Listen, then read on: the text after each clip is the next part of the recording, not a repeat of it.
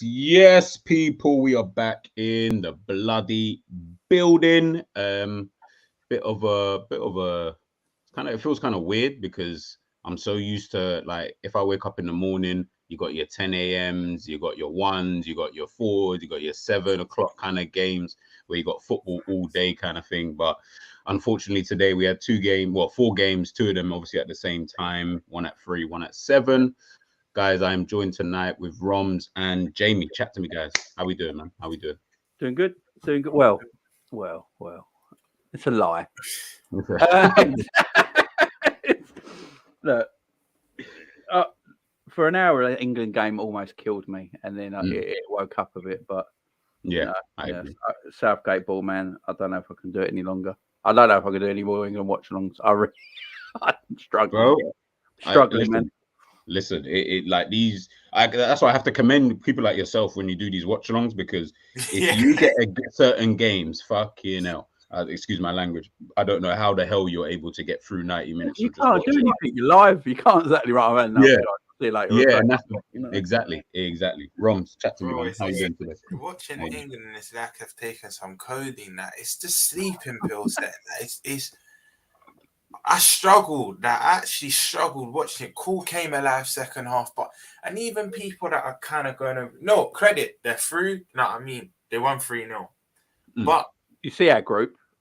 Exactly. And big up Ravi, but I can't I'm back in Brazil, but I've got the England top. We might as well just throw it on. And I like this one. I think the 2 new ones are just shat, but that's it's an Arsenal shirt on the inside, though. Yeah, I was gonna say that. Red, yeah. I mean, it's very close. It's very close.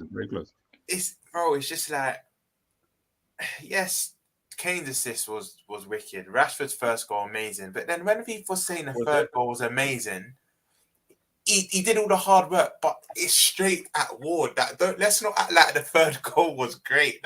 Maybe it's the Liverpool bias and he's United, so I'm giving him a bit more stick. But people acting like the third goal was amazing. People acting like it's amazing. That third goal was straight at him, but the run up to the goal was good. But other than that, I struggle to watch England. I actually struggle. I actually struggle to watch them. I'll be honest, we don't lie on this channel. We won't act like we've seen more games. I only watched England today. Life got in the way. I was busy all throughout the day, so I didn't watch any other 3 games. But yeah, man, England was a hard watch. And I'm thinking, because it's the only game I'm going to get to watch today, I want to see some football. But I was kidding myself. At least, like, at a bare minimum, if I'm going to watch it. Yeah, I was kidding myself, man. But that's how it was today, really. I feel you. So obviously we know England faced off against Wales this evening. Already assured, to be honest, of qualification through to the next round. Wales had a slim, and I do mean very slim, chance of progression, via a 4-goal swing. In the earlier games today, we had Senegal versus Ecuador and Netherlands versus Qatar. Senegal versus Ecuador obviously was a good game, but we'll get into that later on. But there's obviously only one place to really start, and that is the fantastic Gareth ball that Jamie coined it there. Look, where should, as they say, the best place to start is at the beginning. Obviously, we saw the lineup. Still no Trent in the lineup, but instead he decided, you know what? Forget Trent. Let's put Kyle Walker in. Hasn't played any football for about over a month. Makes a lot more sense to throw him in at right back. He's then gone and put in, the on-field captain, the manager on the pitch, the coaching staff who plays football, in Jordan Henderson. And then obviously he's gone with Marcus Rashford. Phil Foden was put in. Plays on the pitch. Harry Kane, obviously, as always, bloody well started. And obviously, when I'm watching the game, I'm sitting there and I'm thinking, I'm hearing the commentators speak, and I'm hearing them talk about England and how England look like, they're controlling the game, which I expect because you're facing Wales and, you're far superior to them. But when I'm watching that opening, let's say 15, 20 minutes of that game, how are you guys feeling watching that? I know Jamie was saying, obviously, off air, like, it was a bit of a flipping ball fest. And to be honest, I got to echo that, but chat to me. It was the when I saw the team lineup, I actually thought that's the lineup I actually want to see England sort of play. I said at the beginning of the World Cup, England's front three should be Rashford, Foden, and Kane because it works better than Saka and Sterling and all that. I actually think Henderson was all right today. You know, I think Henderson was better than Bellingham today. I think Henderson was passing in between the lines actually quite well. I think only Foden passed in between the lines more than him today from midfield. Yeah, I think I see the stats. So I thought Hendo was all right, and I can see Hendo keeping his place. Actually, I can see that being the midfield three now. Because to be fair, if you get we say this the other day, if you go play Man in that job, you might as well play Hendo. You remember?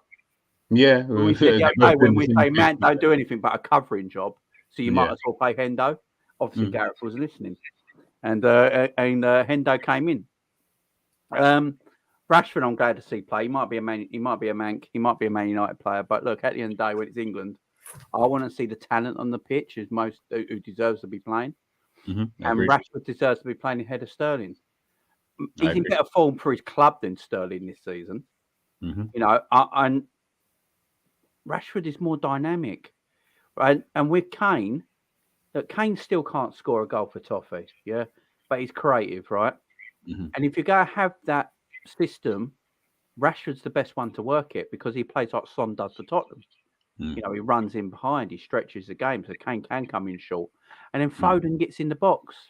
Now, Foden gets in the box and creates havoc and gets on the end of things to get goals. That's our best front three. That needs to stay. I don't want that changing. But it's our tempo of football. Yeah. It's walking football. I remember, do you remember a Barclays advert a few years ago when old geezers just set it up as a walking football game? Oh, yeah. And old Dave from Barclays. It's on the 4G, isn't it? Yeah. It reminded me of that. I was like, what is going on? Why are we walking? This is what, no disrespect to Wales, man, but it's a beautiful country, loads of hills and all that, good sheep, you know, whatever, right? Wales, you're right, Jay. Wales is actually nice. I've been there. It's a beautiful place. It's a beautiful place. You know my name is from Wales. Don't ask me why, because I ain't got no. Listen, you know, so man, I've known you for nearly a year now, and you know, I only knew what your name was. I was not going to say, but the other day, I only because someone said it. I was like, what? Wait, what? They were like, that's G. I was like, oh, I'm an idiot. That's his name. But yeah, there you go. Don't ask me but why. Yeah, it's just. I'm sick of the slow tempo, man. And when you saw the players sort of like decided they had enough and started playing their way, them little 1-2s and all that sort of thing, I was like, play like that for 90 minutes because this is Wales, Iran, and the United States of America. And this is what I hate about doing England watch-alongs now, the punditry. Yes. I just can't stand it. It was 0-0 at half time, guys. And we played walking football 45 minutes. Gary Lee went, no goals, but my word, did England play well? So what are you watching? What? Jamie, just put it on another stream of another language. You'll probably be a bit more excited. Oh man, it's just. I'm glad we got the 3 points, but England should get 3 points. We've got a superior side, and player for player, this team it should have been 9 points. It should have been 7 points, by the way. Yeah, that's true. 9 points. We should have coasted this group. And I think teams, other national sides, be looking at England thinking, you know what, if we draw them, I'm not actually that worried. No, I totally agree. Just before Romz, I head to you, obviously we've got the boss, we got the gaffer, we got Sir Alan. No, we're not giving him that nice intro. When we're late, what does he say? We were at home doing Jerry, no, bring him in. But Jerry, explain to the people, what time do you call this, bro? What time do you We're out here working hard. What are you it's between me and you. Because while you were sitting around, waiting, doing niche, I was out making moves. Explain yourself. Making moves, you know. Nothing left. I've got nothing left. I've got nothing left.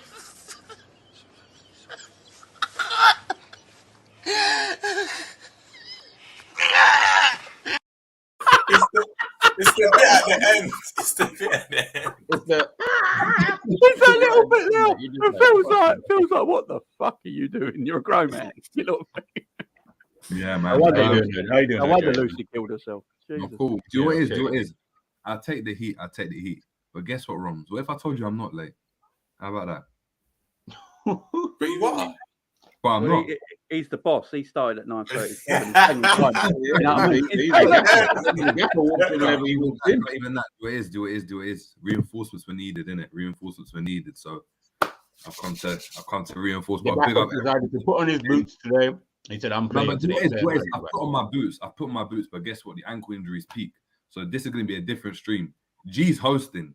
I've come in to be in the reinforcement, innit? So, Jerry, I was gonna say though, you know, we keep it real with the subscribers, everyone in the comments for the channel. How many games did you watch? Because I only watched England today. I was busy. So did you watch some of the earlier games? I watched all bits of all game. I didn't watch every single game because I couldn't. Yeah. I watched bits of all the games today. Chat to me though. Chat to me, Romz. Obviously, just before Jerry interrupted us. Chat to me. How did you look at the England game? Obviously, we scored the first goal, and I think when we did score that first goal, as Jamie just alluded to there, it was a case of when England play in that attacking manner, it's a whole different ball game.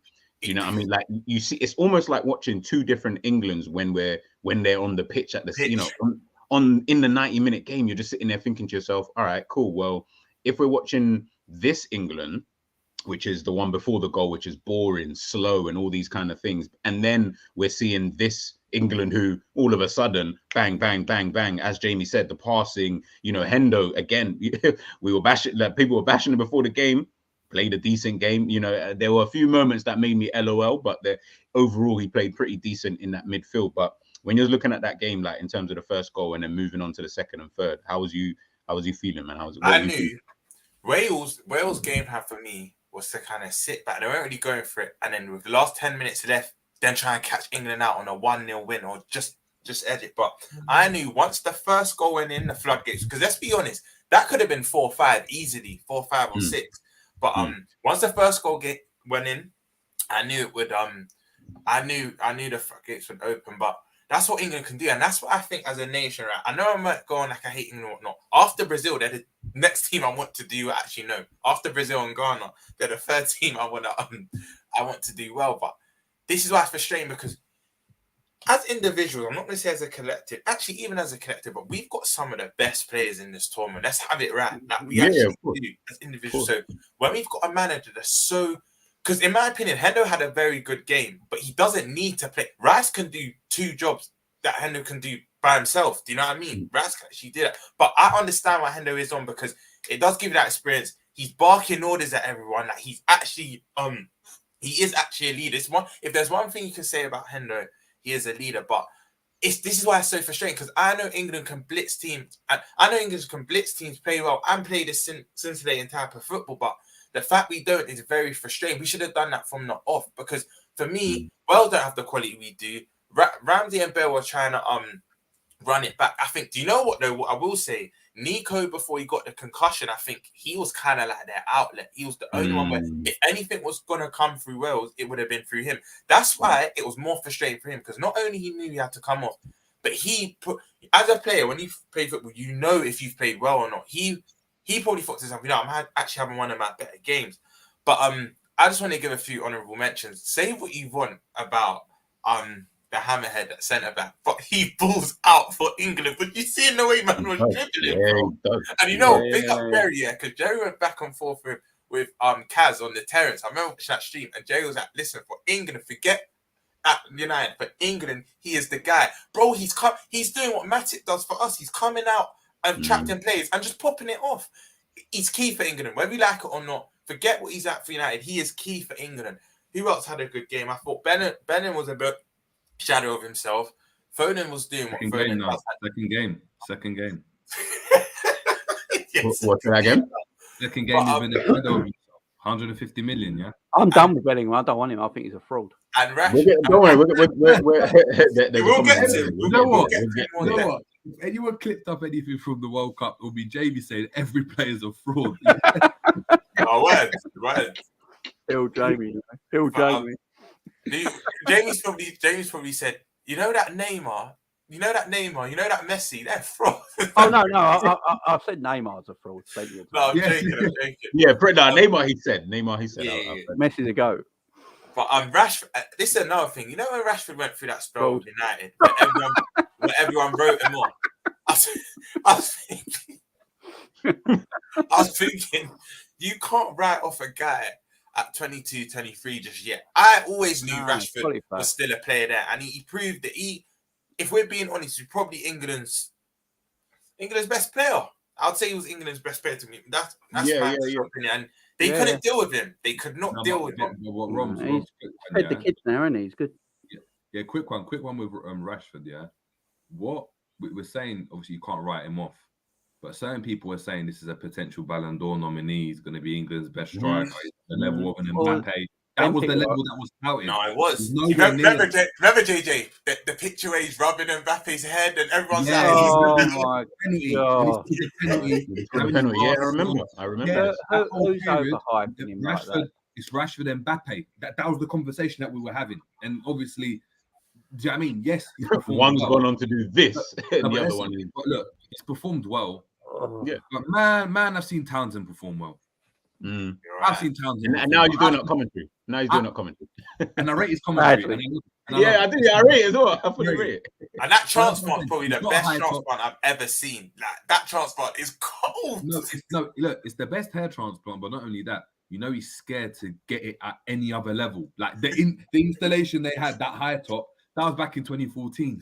I'm gonna have to shout his hair guy still. I was looking at the Fresh Prince of Bel-Air, bro. But you know what is that? Massive Fresh Prince of Bel-Air. With Wales, like Fresh Prince of Holmesdale, innit? Of Palace, or whatever. Bro, of the Holmesdale stand. But just to add on to what you said, Jay, you're right. Like, I always knew Rashford would come back, but compared to what, not us personally, but compared to what this country were doing as generalizing, he should be Ballon d'Or this, he should reach these levels. Of course he hadn't. And to add to that, this is Wales that I know, because they're part of Britain, this country going to give them PR and that, but they are not good. Like, let's have it right.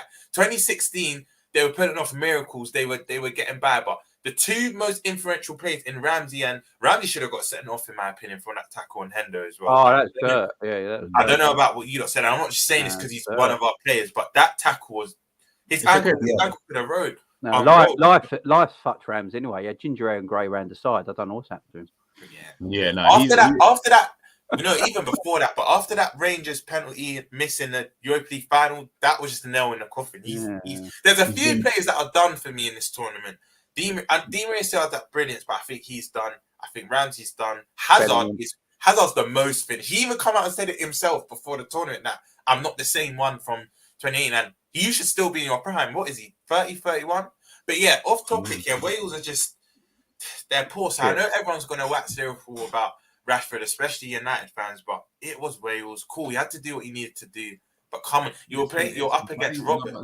But Romz, what you're saying is facts. Like, we're going, do you know what I mean? We're talking about Wales. Like, PR Wales have gotten from the BBC and stuff. They get more airtime than England. Certain days they've been getting more airtime than England. The airtime, I'm there. This is what happened. Was it the Ghana game? It was the Ghana game. You see Rob Page with his bald head, just always standing. I'm waiting to go and hear the build up to the Ghana game. They don't start the build up till 10 minutes before kickoff for some of these games when they don't have anything to say. The build up from half an hour before that is all talking about Wales, and it's Rob Page talking about what village he was born in Wales. And now we don't care about where someone comes from. But when I was saying yesterday about it, fucking walk up and down to Spain and that, everyone was getting up to me. I want to know what village he came from. How about that? I want to know what village he come from. Walk back to the border. Bro, walk back to the exactly. You're just like, you know, here, and then we played here, and then I used to go and do this with the sheep, and I was like, this is just nonsense. Like, this team, I don't know, man. I used to just go and, stroke the sheep on my way to school and all that. Just, you know what I mean? Pause. But, like, you know what I mean? To be fair, I did that this morning, so, yeah, I know what you're saying.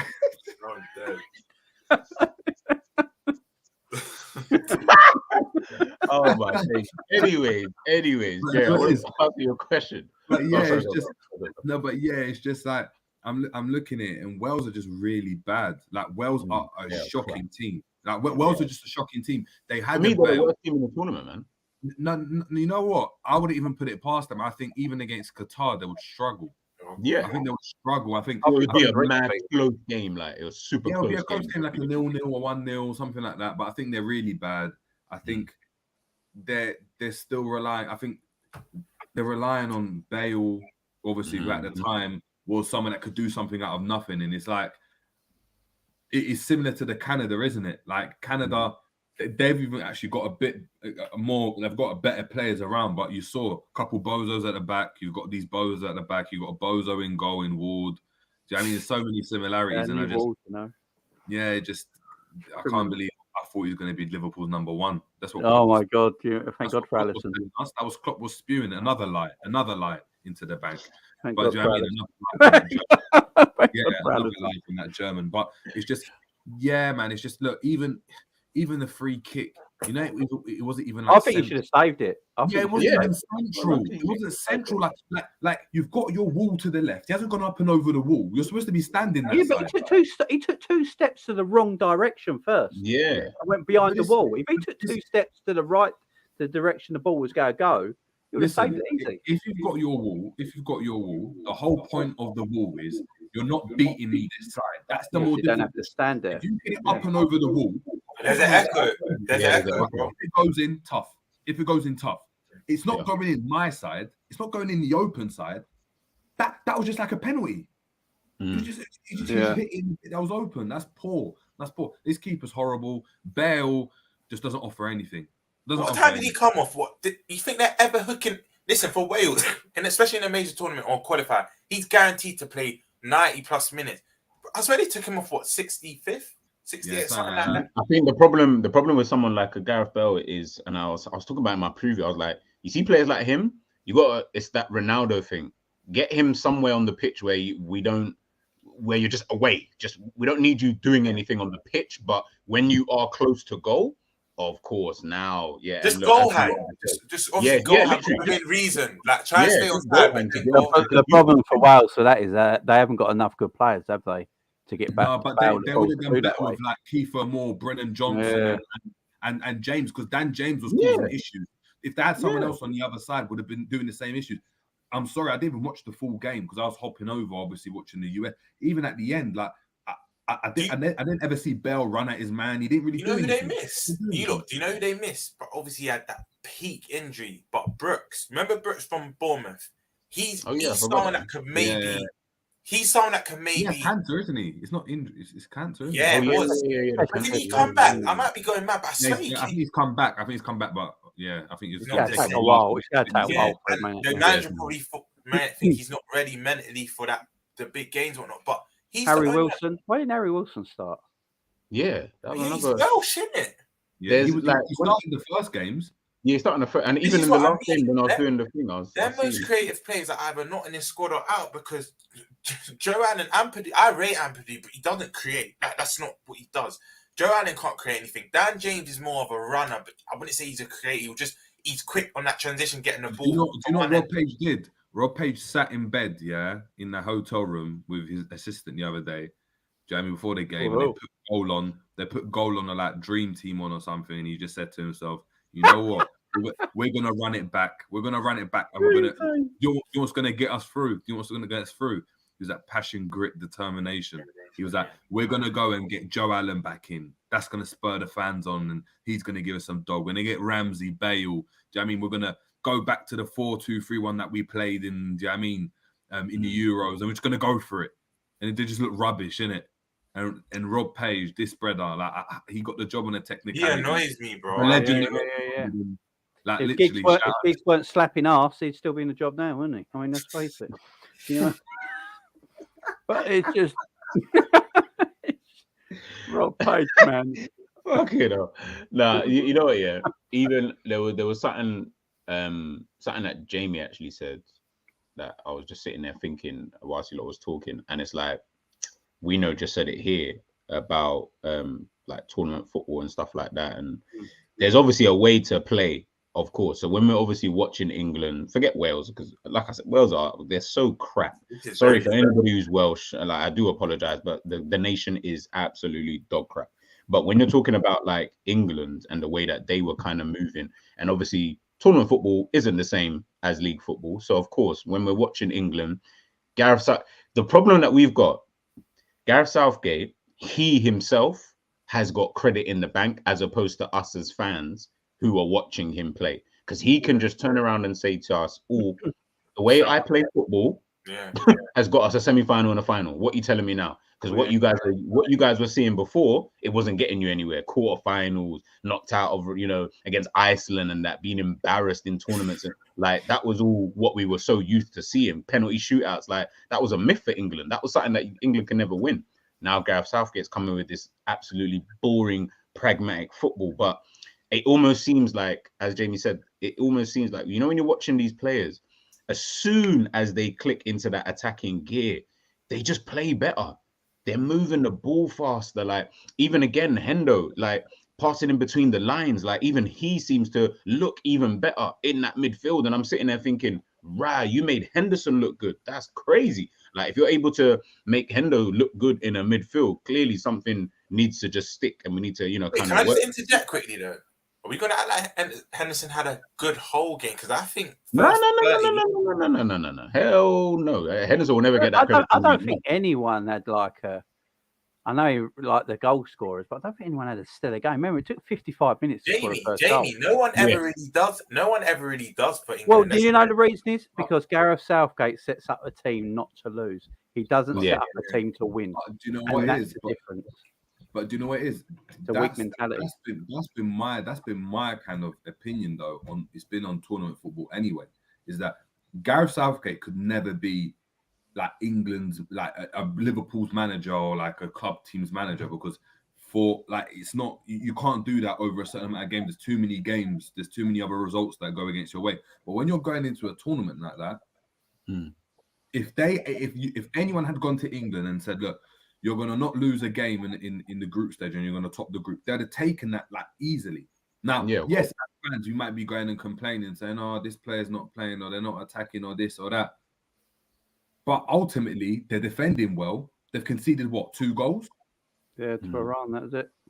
2 goals to Iran when they started making subs and actually open themselves up. So when they actually went for like 6-6, that's when they were starting to open themselves up. But the same kind of praise I was giving Brazil, I've got to give it to England, because defensively sound. Because they're looking solid. You're talking about Maguire that's looking good. Do you know what I mean? The Stones is actually playing quite well as well. Shaw's playing well. It just looks like I said, it's quite solid. Pickford is not having a lot to do, and he's making saves when he has to. And the longer that goes on, it means that it's just now one more game. It's just one more game. One more game of that style, and that's what's going to go and get you to the thing. And because England have got such an array of talent, that's what you said, is they can go and create something out of nothing for themselves. And that's what wins you tournaments, in my opinion. It's like the one-off game. It's like, look at what Real Madrid did to us. Do you know what I mean? Yeah. Liverpool played the better football, but Real Madrid for that one game said, we're going to sit back, we're going to catch you on the counter, we're going to be very pragmatic, but when we attack, our individual quality is just going to get us out of this mess. It's going to get us that goal. And they got it. So, look, people go and complain and say England's played this rubbish football and stuff, but I had them predicted to go to the final. If they get to the final, they win this World Cup. What's the narrative going to do? Oh, no, you're totally right, my man. You are totally right. I just don't see us doing that. Like, I mean, I think Senegal going to cause us problems in the last 16. My problem is, look, I think with England's biggest supporters are non-Premier League fans. They are England's biggest fans. Okay, because they watch your Oxfords and all that every week. They need some enjoyment in their life, right?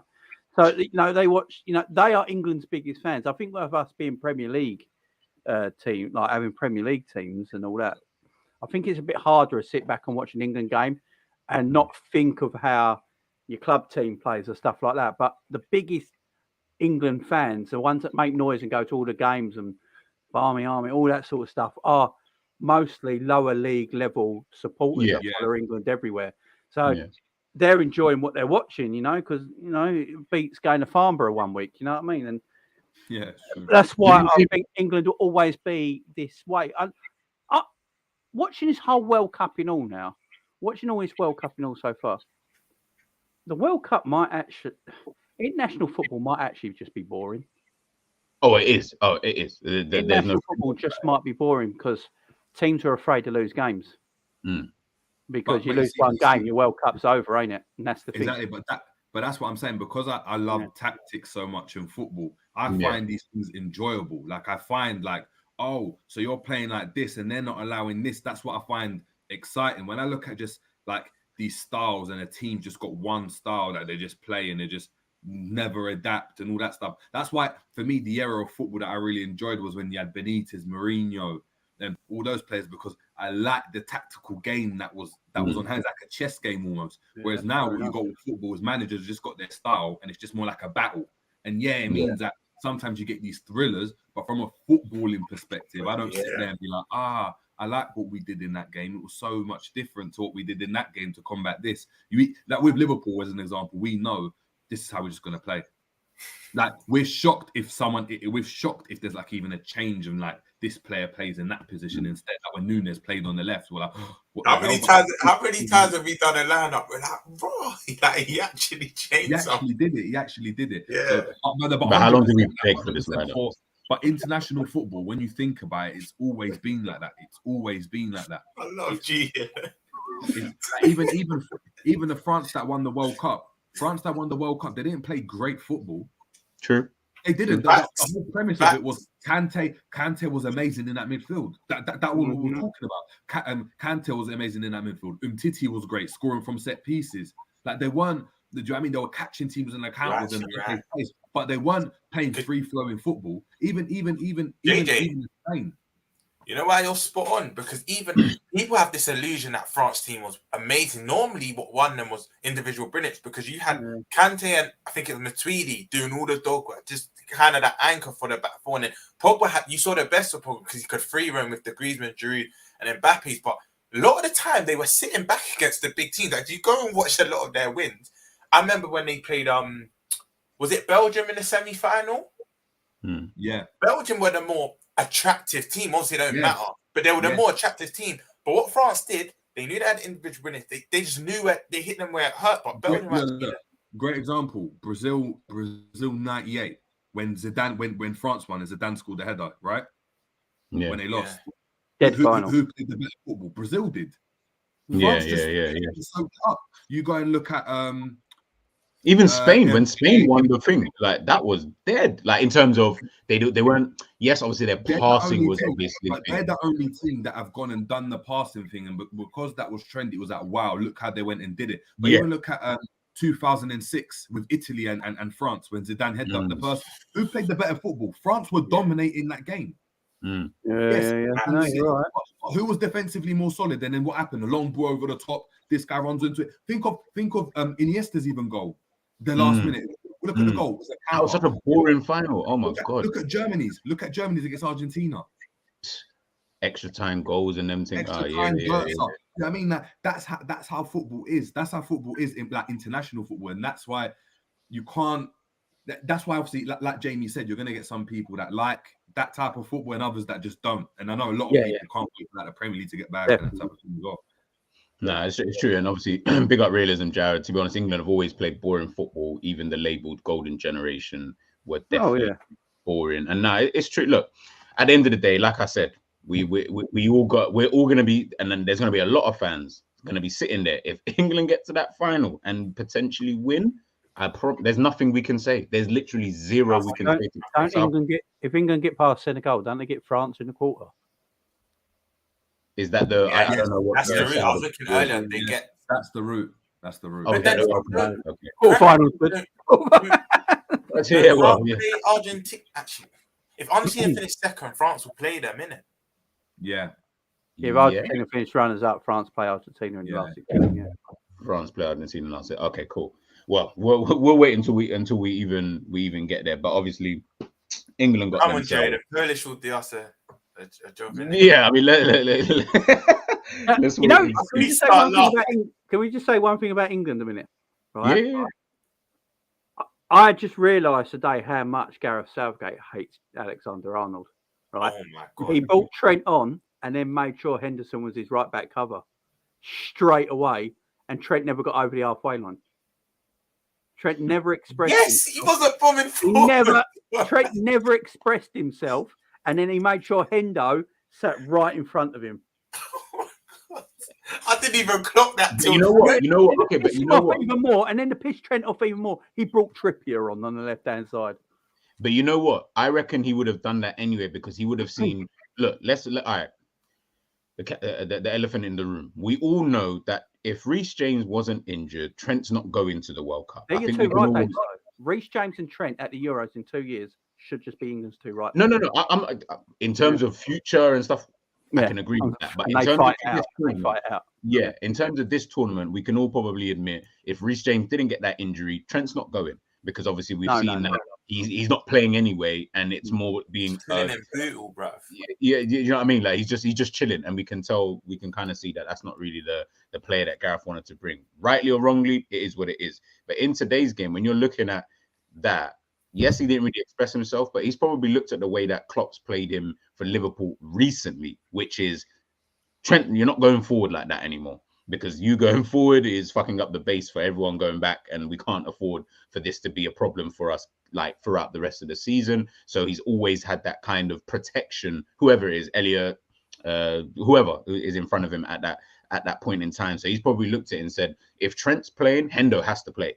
That like if Trent plays, Hendo has to play because he's the only one in the team who's been able to play with him, obviously, throughout this whole time. So maybe he just looked at it like that. And this whole Trent thing, look, at the end of the day, like it is what it is. Like the guy's got 0 assists. So I'm not looking at him this season and thinking, yeah, you the one thing that you're good at, you're not even good at anymore. Well, this season, like just this season, you're not even doing that well. So it's like no, I agree with all that, but club football doesn't matter. No. Because Maguire's been dead for 2 years for Man United. But we've seen him for England, though. But we've seen him for England. You know the weird stat I saw today? Trent has completed 6 competitive finals for Liverpool Football Club, and he's completed only 5 competitive games for England. That is mad. Is it really that mad, though? So that just tells you that Trent ain't fake. Even when Trent was at his best in that Champions League, Premier League back-to-back wins and should have been England right back, he weren't trusted then either. So it's fine. He gets his praise from Cafe and Roberto Carlos. So. Yeah, because they were the same coming through. They didn't Brazil didn't think they could defend well enough when they were coming through because they were so good going forward. But do you know what it is though with Trent? Is that I think Trent he got injured when you were going to the Euros. Yeah, otherwise he would have gone. Yeah, I think he did that. I think he starts that Euros. Yeah, he was on fire, weren't he? He was on fire. Yeah, and that's why he starts. And the same thing with Maguire. When Maguire came into England, he was on fire. He was on fire. He didn't come in based on poor form, and Southgate just tactically had some wand that he just waved and said Maguire's going to turn out for England. Bang! Maguire was on fire at the time. The whole Leeds move. He became Man United's captain. Started off really well. Looked decent. So he played with Trent. He was on board to go and play, and was playing those games in the lead up to the Euros. He got injured, came back. You got the emergence of other players now. Now, what you got to do is like with football in any walk of life, even in the academy, you got to perform. Then, when he's got the chance for England, he hasn't been good. Unfortunately, he's only played 5 games for England. So yeah, I know, but the games he's had, he hasn't gone and done something. And sometimes that's what you have to do. It's just the way football is. Like Trent getting into the academy, there was probably someone else on that same Sunday League team that was just as good as him. But Trent in that game went and scored 2 free kicks. Or ran down the thing and put 2 balls in, and Liverpool were like, "Yep, we're taking you instead of the other guy." That's just how football is. Yeah, I get that, but I'm just sick of seeing dead footballers. I can't be doing it anymore. I don't want to see Trippier. I don't even want to see Trippier play football for Newcastle. Jamie, do you realise who we support? Yeah, but I'm just sick of dead football. That's why I gave up watching Liverpool. I'm just sick of watching dead footballers all the time. I'm going. Carl Walker can't run no more. He's going to play right back next game. Trippier's probably going to come in for sure because he's in. when he says Trippier's as good as Trent going forward, that's when I shut off. That's like, no, you don't stop. Just but what it is, do you know what it is? Average footballers. Do you know what it is? It's for what Southgate wants. Southgate might not even want a 30-yard switch from Trippier, because when you see that, we don't see that from Trippier. You don't see that from can't do it. That's why. No, but you can. But because technically he can. He's a very good set. He's all right. He's okay. No, technically he has. He wouldn't score the amount of free kicks. He's taker than Trent. Yeah. So he wouldn't. He might. I'm not saying he's as good as Trent, but what I'm about in terms of that long pass. But I'm saying he doesn't even go and do it. I've seen Liverpool. I've seen that Robbo on the other side do the same thing. Get the ball and switch it over onto the other side, because that's the way we play. England don't go and do that. So when it now comes to other parts of the game, all right, how well do you link up with your right winger? How do you come inside? Like, for example, Trent might not be able to do what Walker does for City, because Walker comes into midfield and almost acts like a DM and does those little small passes. Trent could probably learn to do it, of course, but he doesn't do it. So Southgate's looking at it thinking, I don't need that 30-yard pass from you like that. But obviously, you having that ability to go and score a free kick or put a delivery in, that's really impressive. But guess what? We've got Trippier then. Because Trippier can score a free kick. Trippier can put a delivery. So boring, man. Do you know what that tells me? Oh, it just confirms to me what the truth is when I hear all this and I listen to Southgate. He plays not to lose football. No, 100%. I hate not to lose football. That is why I think sometimes the players look so bad on the pitch, because I don't think your Fodens and your Rashfords want to play, not lose football. They want to play with more edge to their game. They want to play with a bit more urgency to their game, a bit more, risk. They club level. They want to play at that level. And that's what, do you notice when we play that slow, dragging Southgate ball, all the players give away the passes all the time. They always knock out. As soon as they play their way, they keep the ball better. But do you know what I would say though? But that's for me, that's a poor level of IQ, because you used the great example. And you look at how Germany play, and Germany have been successful like that for ages. If you look at how Italy have gone and won World Cups, or how even this Brazil team are playing now, even Spain. And yes, Spain have tiki-taka, but Spain don't go back to front very quick. They're not looking to do that very quick. So when they're doing it very slow, there's a level of concentration with these players where we know what we're doing. And you put a great thread out, and you know what, I'm actually gonna pin it on my Twitter so people can go and have a look. But the way, for example, Spain go and build up, every player knows what they're doing, and they're switched on in terms of. But they do that on Earth. No, exactly. Yeah. Look at Germany, but look at Germany as an example. They don't go and try go back to front as much as possible. No. What it is that the way the Premier League's become, and that's why I'm saying, even like a Foden and their attacking place is different. But with a lot of our players, bar maybe anyone that plays for City, everything's so high intensities. Can I get the ball as quickly as possible to the front to try and score?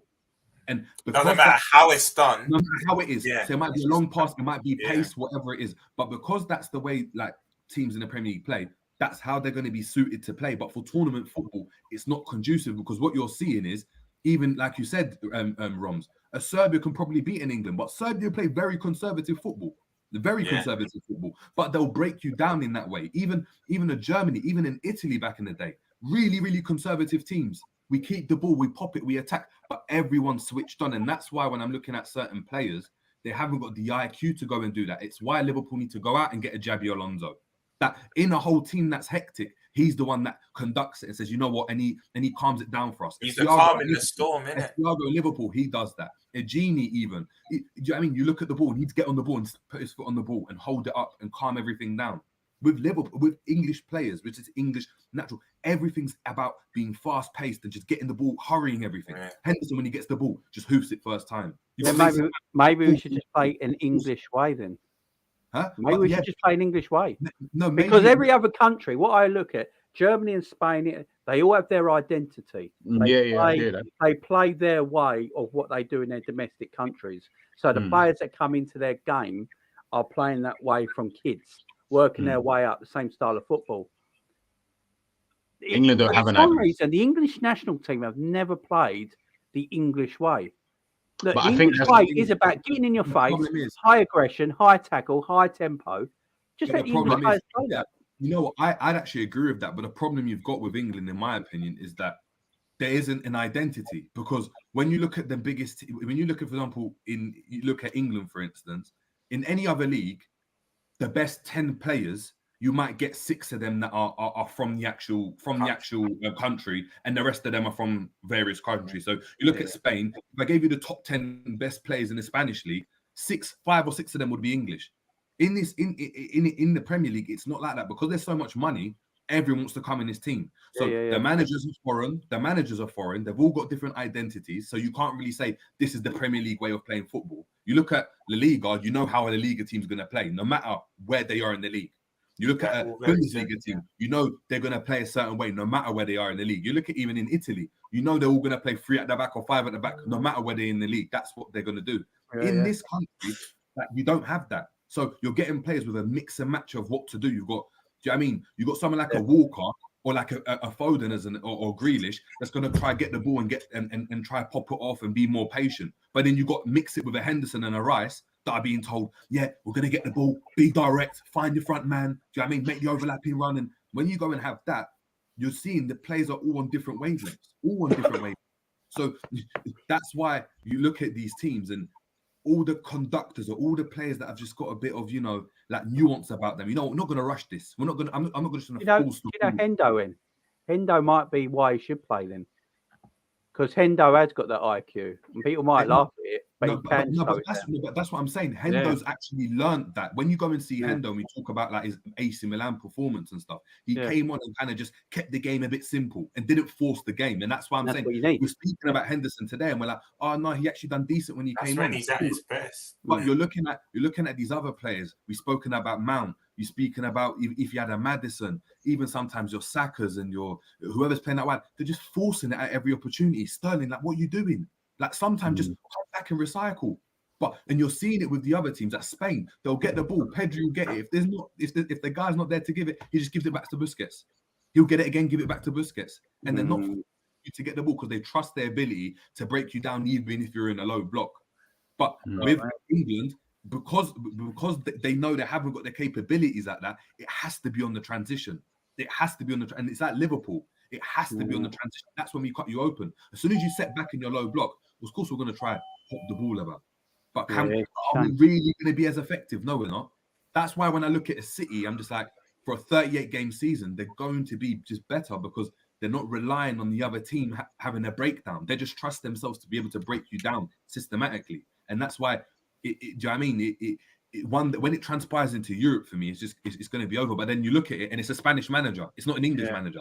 So maybe we need to get a foreign manager in our game. Maybe manager. Problem is you need the foreign manager to kind of. I just personally feel sorry, G, and no, please, I'm listening. La. No, but what I think you potentially need is you need there to be a system that majority of teams all play in the Premier League for it to go and work. Yeah. So you look at, for example, Germany. When Germany were playing 4-2-3-1, and that's how they played for their team. So you had Bastian Schweinsteiger, you had Lahm, and all those. The majority of their teams play, isn't it? Yeah, exactly. Everyone played like that. You'd go literally. The best way to look at it is you go on FIFA or you'd go on something mad like that, and every team had the same formation. Then you go into Italy, and every team has the 3 at the back formation. In England, because you've got so many foreign managers and there's so many different ideas, Chelsea play a 3 at the back, Liverpool play with 4, City do whatever they're doing, and then so many different roles. I still think though there is a core to the way that our league and national team should play still, because our league has never changed for its aggression and pace, no matter what foreign players come in or anything like that, what foreign managers come in. It's always been like that. So there is a core, there is a thing there where I think our national team should play that way, because I don't think it suits the players we got playing this way. You see, do you remember the 1990 World Cup when Bobby Robson had a meeting with all the players and they started the group stages not too well, and the players said to them at the meeting and said, "Can we play our way now?" And Bobby Moore let them, and they reached the semi-finals. I just feel like I just don't like seeing quality players put on a leash. That's my problem. No, of course, no one does. I see quality players being put on a leash by a manager. I feel like he's too scared to let go. And That's that's why I don't think we can ever win a World Cup or a European trophy. That's why we should have won. We is at Wembley, our own turf. We should have won the Euros. I don't care. But remember, but he didn't unleash them. He just played. But it's. I 100% agree with you because I don't like seeing like attacking players on the leash. But again, it's like I said earlier on. At the end of the day, the way that Gareth Southgate is playing is already better than any England manager you've ever seen in your whole entire life. It doesn't matter about Bobby Rock. It don't matter about none of them. All of the managers England have had since you've been watching England and to now. Again, I keep saying this. Credit for beating that Germany team, but do you also think because they have had favourable runs, whether you like it or not, and then the minute they face quality, look what's happened. That's my only. But again, when England haven't faced quality in previous tournaments, Golden Generation. No, you're right. It's the other way. It's the other way around there, isn't it? It's the other way do you know what I mean? It's like it doesn't even. And listen, look again. I don't rate Gareth Southgate at all like that. You know what I mean? So I'm more in your. Don't lie, G. You're telling me off street. I already know where your head is going. Well, Tommy Tuchel's taking over after the World Cup anyway. You know what? But the thing is, big up to Angel because I think this is what it is as well. It's the English style isn't effective in tournament football because the players get tired playing too quickly. The amount of games drains the players. And you go and look at all these teams, even a tiki-taka. A tiki-taka, what happens? They win the ball back quickly, but there's not an emphasis to go and try score straight away. Yeah, let's restore some calm and let's pop it about. On the ball. So they rest on the ball, they play around the back, you try press them, they pop it around, and that just goes and they kill your momentum that you were trying to go and build. Then when they decide to, then we're going to attack. Yeah, that's so we're going to throw around. As soon as we see an opening, then we're going to go and attack. What we're seeing, and I've had this criticism of Klopp's football, and I've said it multiple times. It's this focus on just being gung ho all the time. It doesn't. When you're coming up against a team, of course, we've got the quality to beat anyone, of course, in every individual position. But you compare it to a City that have also got the quality, but then are much more calm and reserved. They don't get as many injuries. They control games better. They don't look, do you know what I mean? Apart from the odd game in here and there, a lot of the time, they don't look, they're defensively, man for man, they're probably even worse off than Liverpool. They are man for man, but they don't look as susceptible as Liverpool do. They don't, because what happened, they control games better. And that's, when you're looking at tournament football, like I think of when I've played tournaments, even like fives, when I've gone nationals and stuff, a lot of the time we just said, you know what? We're allowing you to have the ball in your half, pop shots, do whatever you want from outside in that half. As soon as you get into our half, then we go and try press. But even when we press, we shift along and we don't allow you to go and score. You come down the sides and you try to go and shoot from mad angles. Shoot from mad angles. We trust our keeper and we know 99% of the time you're not going to go and score because someone's going to stand on the near post and it's going to go wide, hit the balls, we're going to reset. And when you go and do that in the tournament, you actually get further than doing this all running around and thinking that you need to go and play well. And we've seen it. And I think once England as a team just understand, oh, this is how we're going to go and play. If all the fans are behind it, I think England can actually go far. Because think about it, in the Euro just gone, bar the penalty misses, I mean, penalties are 50-50. If England meet the penalty, if England score their penalties, England win the World Cup. I mean, sorry, the Euros. And what's the narrative then? Because this is what I'm saying. Because the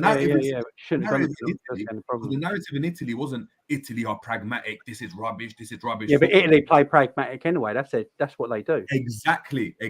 But that's a mentality thing because the fans and everyone and the players understand. No, we're playing football to win. We're not playing football for it to look nice. That's what Italian football is. You know, anyone who watches Italian football, it's a chess game. It's a chess game. Exactly. It's different. It's different. Well, I suppose you are right. There's no doubt about it. But I agree with you. Remember the England-Germany friendly? Do you remember the England-Germany friendly before the World Cup? Yeah. And England started to turn it on when Southgate let go of the lane, just put all the attackers on and went, right, let's not play defensive anymore and let's go on the front foot. And England started knocking the ball about, 1-2s, give and goes. And that was like, that's what I want to see us do. Now, obviously, you can't do that 90 minutes every game in a World Cup because it's tournament football. But I just feel like if we keep playing like the way we are at the moment, I don't think we've played well this World Cup. And if we keep playing like this at the moment, when we play a France and we go a goal down, it's going to be very hard to switch against top quality opposition, and that's what might be our downfall because we are side. And it might be England's downfall, but then that for me, that's on the players because you go and look at Italy. England went and scored first. Yeah. England scored first in that Euro final. Should have held on early. Exactly. But we played defensive. Southgate went like 5 at the back, flat 5, and it was terrible. Yeah. But guess what? But Italy went and turned it on, and big up to Klopp because Klopp's even saying it here. It's Italy are pragmatic, but they'll put you to the sword when they see an opening. Even Spain. Spain in that World Cup didn't score a load of goals. They didn't. They didn't have a striker, did they? They didn't have a striker. That's Fabregas up front. Yeah. That's Fabregas up front. What happened is that when they went and attacked, they attacked like it was crucial. It was like, all right, we're getting a goal now. We're getting a goal. We're efficient. You look at Germany that have won the World Cups and stuff. That's what I was saying last night about Brazil. Remember when the general consensus of Brazil has been born and whatnot. When it hits that 70 minutes 0-0, they're like, cool, we need to turn it on now. They just can. Do you know what I mean? And that's why when I look at England, if you look at it on paper now, they've conceded 2 goals. So yeah, but it's 2 goals all tournaments so far. Aren't they like the top scorers in the tournament as well? Yeah, I think so. Yeah. It's mad, ain't it? It's mad. It is mad. So going forward, they're scoring goals and defensively they've been solid. And they haven't lost. I don't know what else you want from a tournament. And listen, if someone said that's how Poland are going to go and play, or that's how Ghana were playing, do you know what I mean? We tried to go and do that, and we're praising Ghana for it, saying, "Oh yeah, we're resolute." Look at Ghana. Ghana are playing great. It's entertaining football. It looks good. But who's got us going and beating Brazil if we were to get through and get through and come second? No one.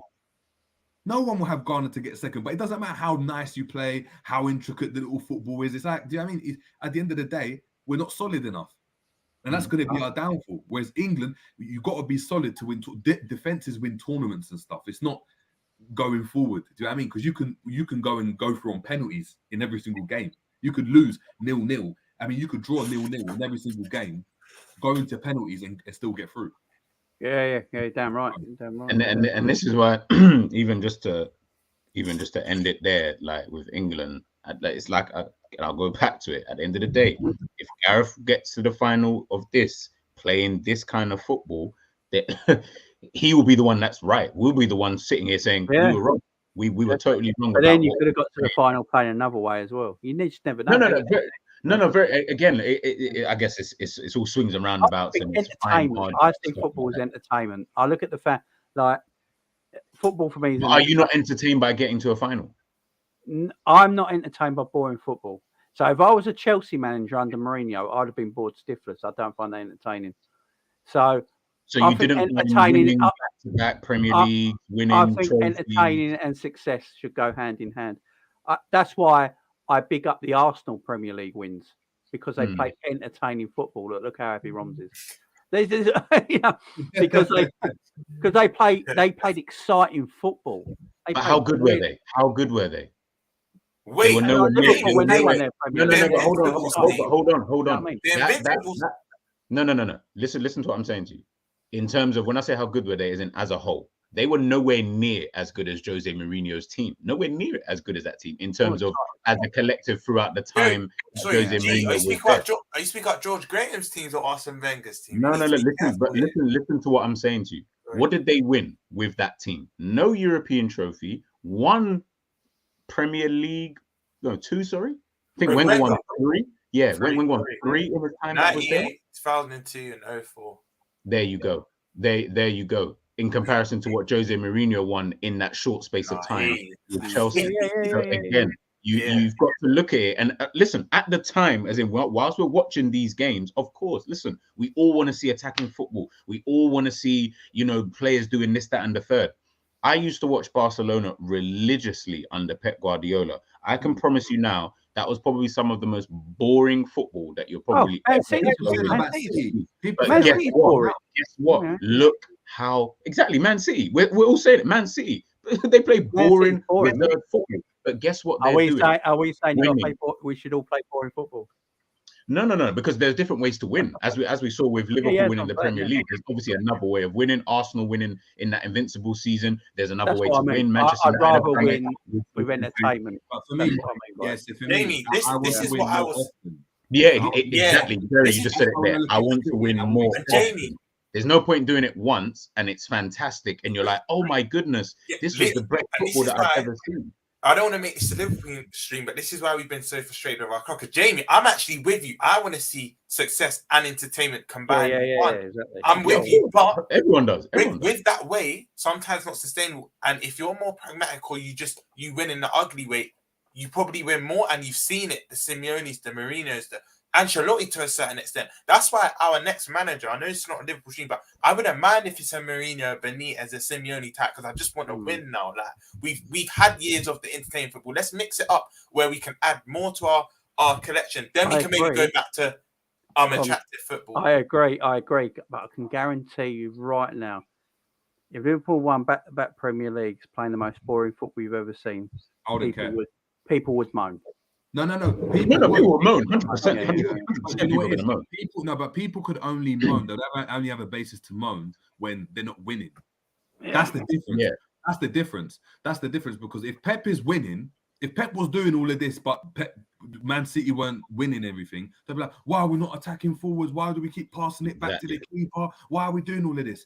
But guess what? As long as City are winning, it doesn't matter. Because all that you care about is, oh my God, our centre-backs were the best. Look how defensively solid we are. Oh my God, we have Fabinho. Look how solid he is. And then we had Salah that scored all the goals. That's what you care about. Like me looking at me, all I remember is the wins. The wins and the goals that we scored. I don't remember how we went and did something, how the game panned out. At the end of it, you won't win. I just want I prefer that.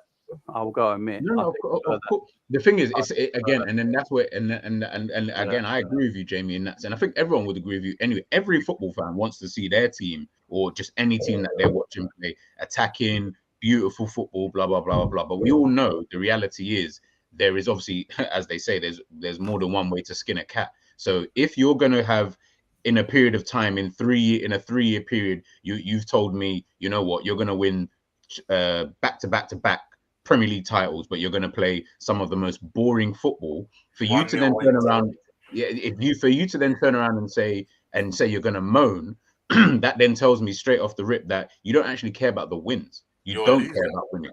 No, you're not. It's not even that you're a loser. You just don't really care about the wins. And then it's like, well, then why are we here? So what are we watching then? I'd rather win the most. I'd rather play the most exciting football in the world that no one's ever seen, and win one Premier League instead of playing. But there's only ever been one team. There's probably only ever been one team in the last 20 years who have played a football at that level, and that's Barcelona. No other team has ever played football at such a level where you're like, I don't know. I think Liverpool's Premier League team. What did you say the Centurion?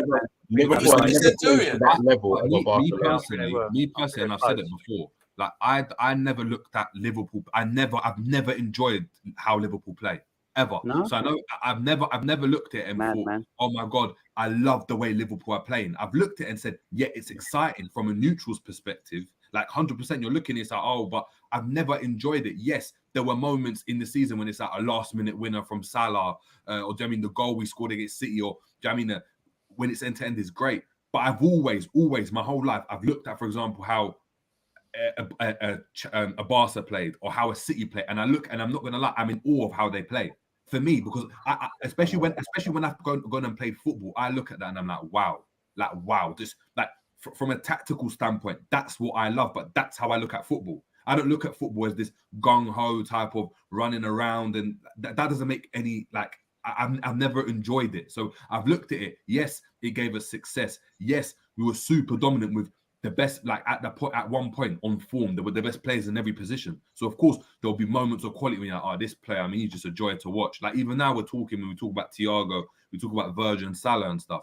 But I've never looked at it as a consensus and said, oh wow, we played the best football in the league. I've never thought that. But Jerry, have you looked at some games in isolation? Because I think a game that epitomizes. Yeah, you can have games in isolation though. Remember the Leicester 4-0? That's where you probably looked at it and thought, no, there's actually patterns of play. We're actually calm and feeling things. But I even feel like we played way better than that kind of game though. I like that isn't like one of my highest even games where I'm looking at thinking, oh yeah, that game was super sick. I feel like we played better under Benitez at times that I would have preferred to see like Liverpool play. And again, like I said, Liverpool play that exciting football. Sorry, they used to play that exciting kind of football. But if you're talking about dominant and play, obviously they've got a world-class player, so obviously that's going to count towards that. But if you're talking about the best football you've probably ever seen in the last, say, 20, I can't speak before that, but let's say in the last 20 years, there is only one team who have ever played to that level, and that is Barcelona. That's the only team who I can think of off the top of my head and say, that's the team where it's almost Harlem Globetrotters. What about City Centurion? I'm not saying it was at the same level. Would you say it was far off? No, but that's what I'm saying. That even when I look at that, like you're talking about Barca weren't like Harlem Globetrotters, like everyone's doing Rabonas and stuff. It was literally Some people found that boring. Some people will go and talk about it and be like, yeah, bro, it's super boring at times. It was super boring. Because guess what? When Wenger tried to, he tried to do the B-Tech Barcelona with Arsenal, and Arsenal were doing that. When Arsenal weren't going, of course, there was games when they would look at and they scored the lovely team goal. The Wilshere one is a great example. A lot of the time, when I spoke to Arsenal people, Arsenal would be like, "Oh, that was rubbish. It's boring. We're not scoring any goals. We're not incisive enough. We're not this. We're not that." Me, I always loved that. I always loved it because for me, control always just looks better. I love looking at it and just thinking, "Oh my god, if I played in that game, it looked like I didn't even have to work out. Like I'm popping the ball." And Liverpool have had games, and the games that I've enjoyed from Liverpool is when Liverpool have controlled them. When Liverpool have controlled the games throughout, where the other teams haven't had a sniff, and I'm like, "Oh, you know what? 18-19. That's why I've always said 18-19 is for me, and this is just my own personal opinion. And I know this isn't a Liverpool stream, but I'm here anyway. It's the best ever time and the best ever season I have ever seen. The Champions League season. The Champions League season. Yeah, it was the best because it was the only season where I've seen Liverpool literally, as Jerry said, control games, and we weren't slapping teams. We weren't beating late goals against Newcastle, games against Everton. Though, but certain games that we were playing in that run, especially towards the end of the season, it was just pure and utter control. And even in the game, you had a feeling for that only time where you're stepping onto the pitch and you just knew we were going to win the game. We don't have to win 5. We didn't have to do what Klopp was doing when he first arrived, which is 4-3 against Norwich. You know, like all of these, like can see. Are you telling me, G? So what you're telling me there, G, is since Pep Linders came in as his assistant, and that's when the tactics got better. Potentially. Yeah, because before we don't play that way. But we don't play that way. But then that makes play that way now. Because you did a video on Buvac. Well, you know, we don't play that way now, though. That's the only in isolation season we've played that way. We didn't play that way when we won the league, and we haven't played that way since. That was the only season where we actually played that way of football, where it was everybody was just and funnily enough, imagine that was probably Salah's worst in terms of goal scoring season. And every other season, Salah's been, just dominant and he's been the best player, etc., etc. But it's weird because see, the difference is that it's since Linders came in, but it's not that. That was the peak when all of our players were playing at their best, and they had just come in, and our players were the best. Whereas in other seasons, I remember when we went into like 3 at the back, or when certain players went and played in different positions. I always just loved that. I love the fact that sometimes there was games where I saw, obviously it was a thing, but we saw like Genie at a 3 at the back and stuff like that because Klopp had to do that tactically. And I liked that because we weren't great defensively. Our midfield wasn't great. Our attack wasn't even great. But we were able to get results because tactically we changed stuff to go and negate what the other team does. And I think that I love that. I love the fact that, and Ancelotti, you can look at a game and be like, you know what? I know, we played like this game, but the next game we're going to go and play like this because they've got that issue. And that's what I like about football. And it goes back to my point. This kind of one way, kind of one route type of system football. I don't like it because ultimately it's just like, it's like a style makes fights. It's like boxers. You know, when you got a boxer that just can only fights one style. You just like a wild. Tyson Fury is exactly. Yeah. Tyson Fury goes and outboxes this one, but then the Deontay Wilder, he mauls him. And I'm like, you know what? That's why for me at the moment you like someone that can adapt to different situations. That is the beauty of football. Because it shows me that it's not like a Sunday league team that just goes and just does one thing just at a high level. It's the intricacies I'm looking at that I'm like, you know what?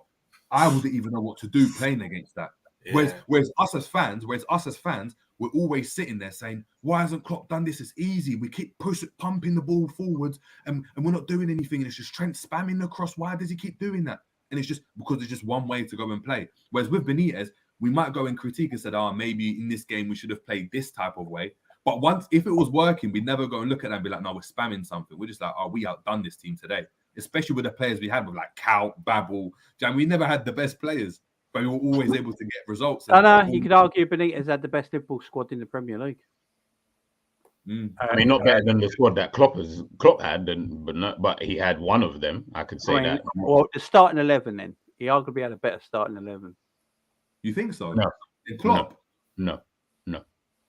Klopp has been very lucky that he's come at a time and he's managed at a time where he's had literally the best players in every position. Well, he had the best midfield then. That's yeah, okay. I agree with that. Yeah.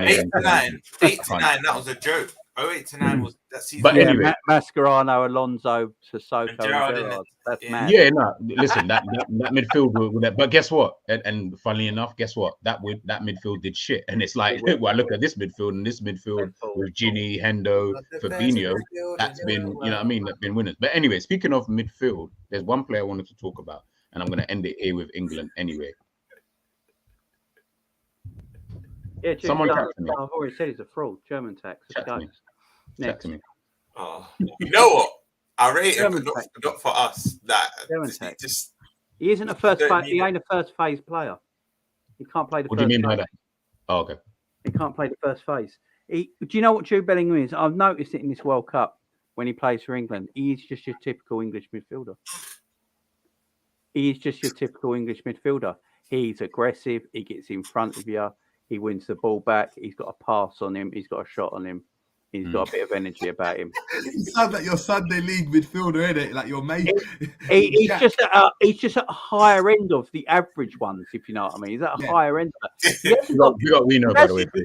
When I watch him, Gavi, come on, lads. When I watch a Gavi and a Pedri and a Bellingham, same ages, right? Same ages. I can put all this. I can link these because of the Elliot there as well. And Elliot. You know what? Is there much difference between Harvey Elliott and Bellingham in midfield apart from size and maturity? I'm not even going to argue either way. I'm not going to argue either way. You know what? I'm just saying. Harvey's better technically, probably, but carry on. But if I look at Gavi and Pedri at the same age, I think they got far more to their game.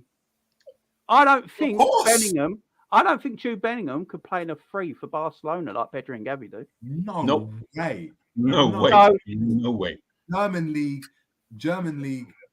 English, maybe Real Madrid. Do you know what I mean? But even then, compared to, and I said it, and I said it the other day, Valverde. If someone told me, Valverde or Bellingham, I'm going with Valverde. Like I just am. We speak about. Valverde is far better. Yeah. Oh, by the way, one in the chat. I'm not saying Elliott's better than Bellingham. Jesus Christ.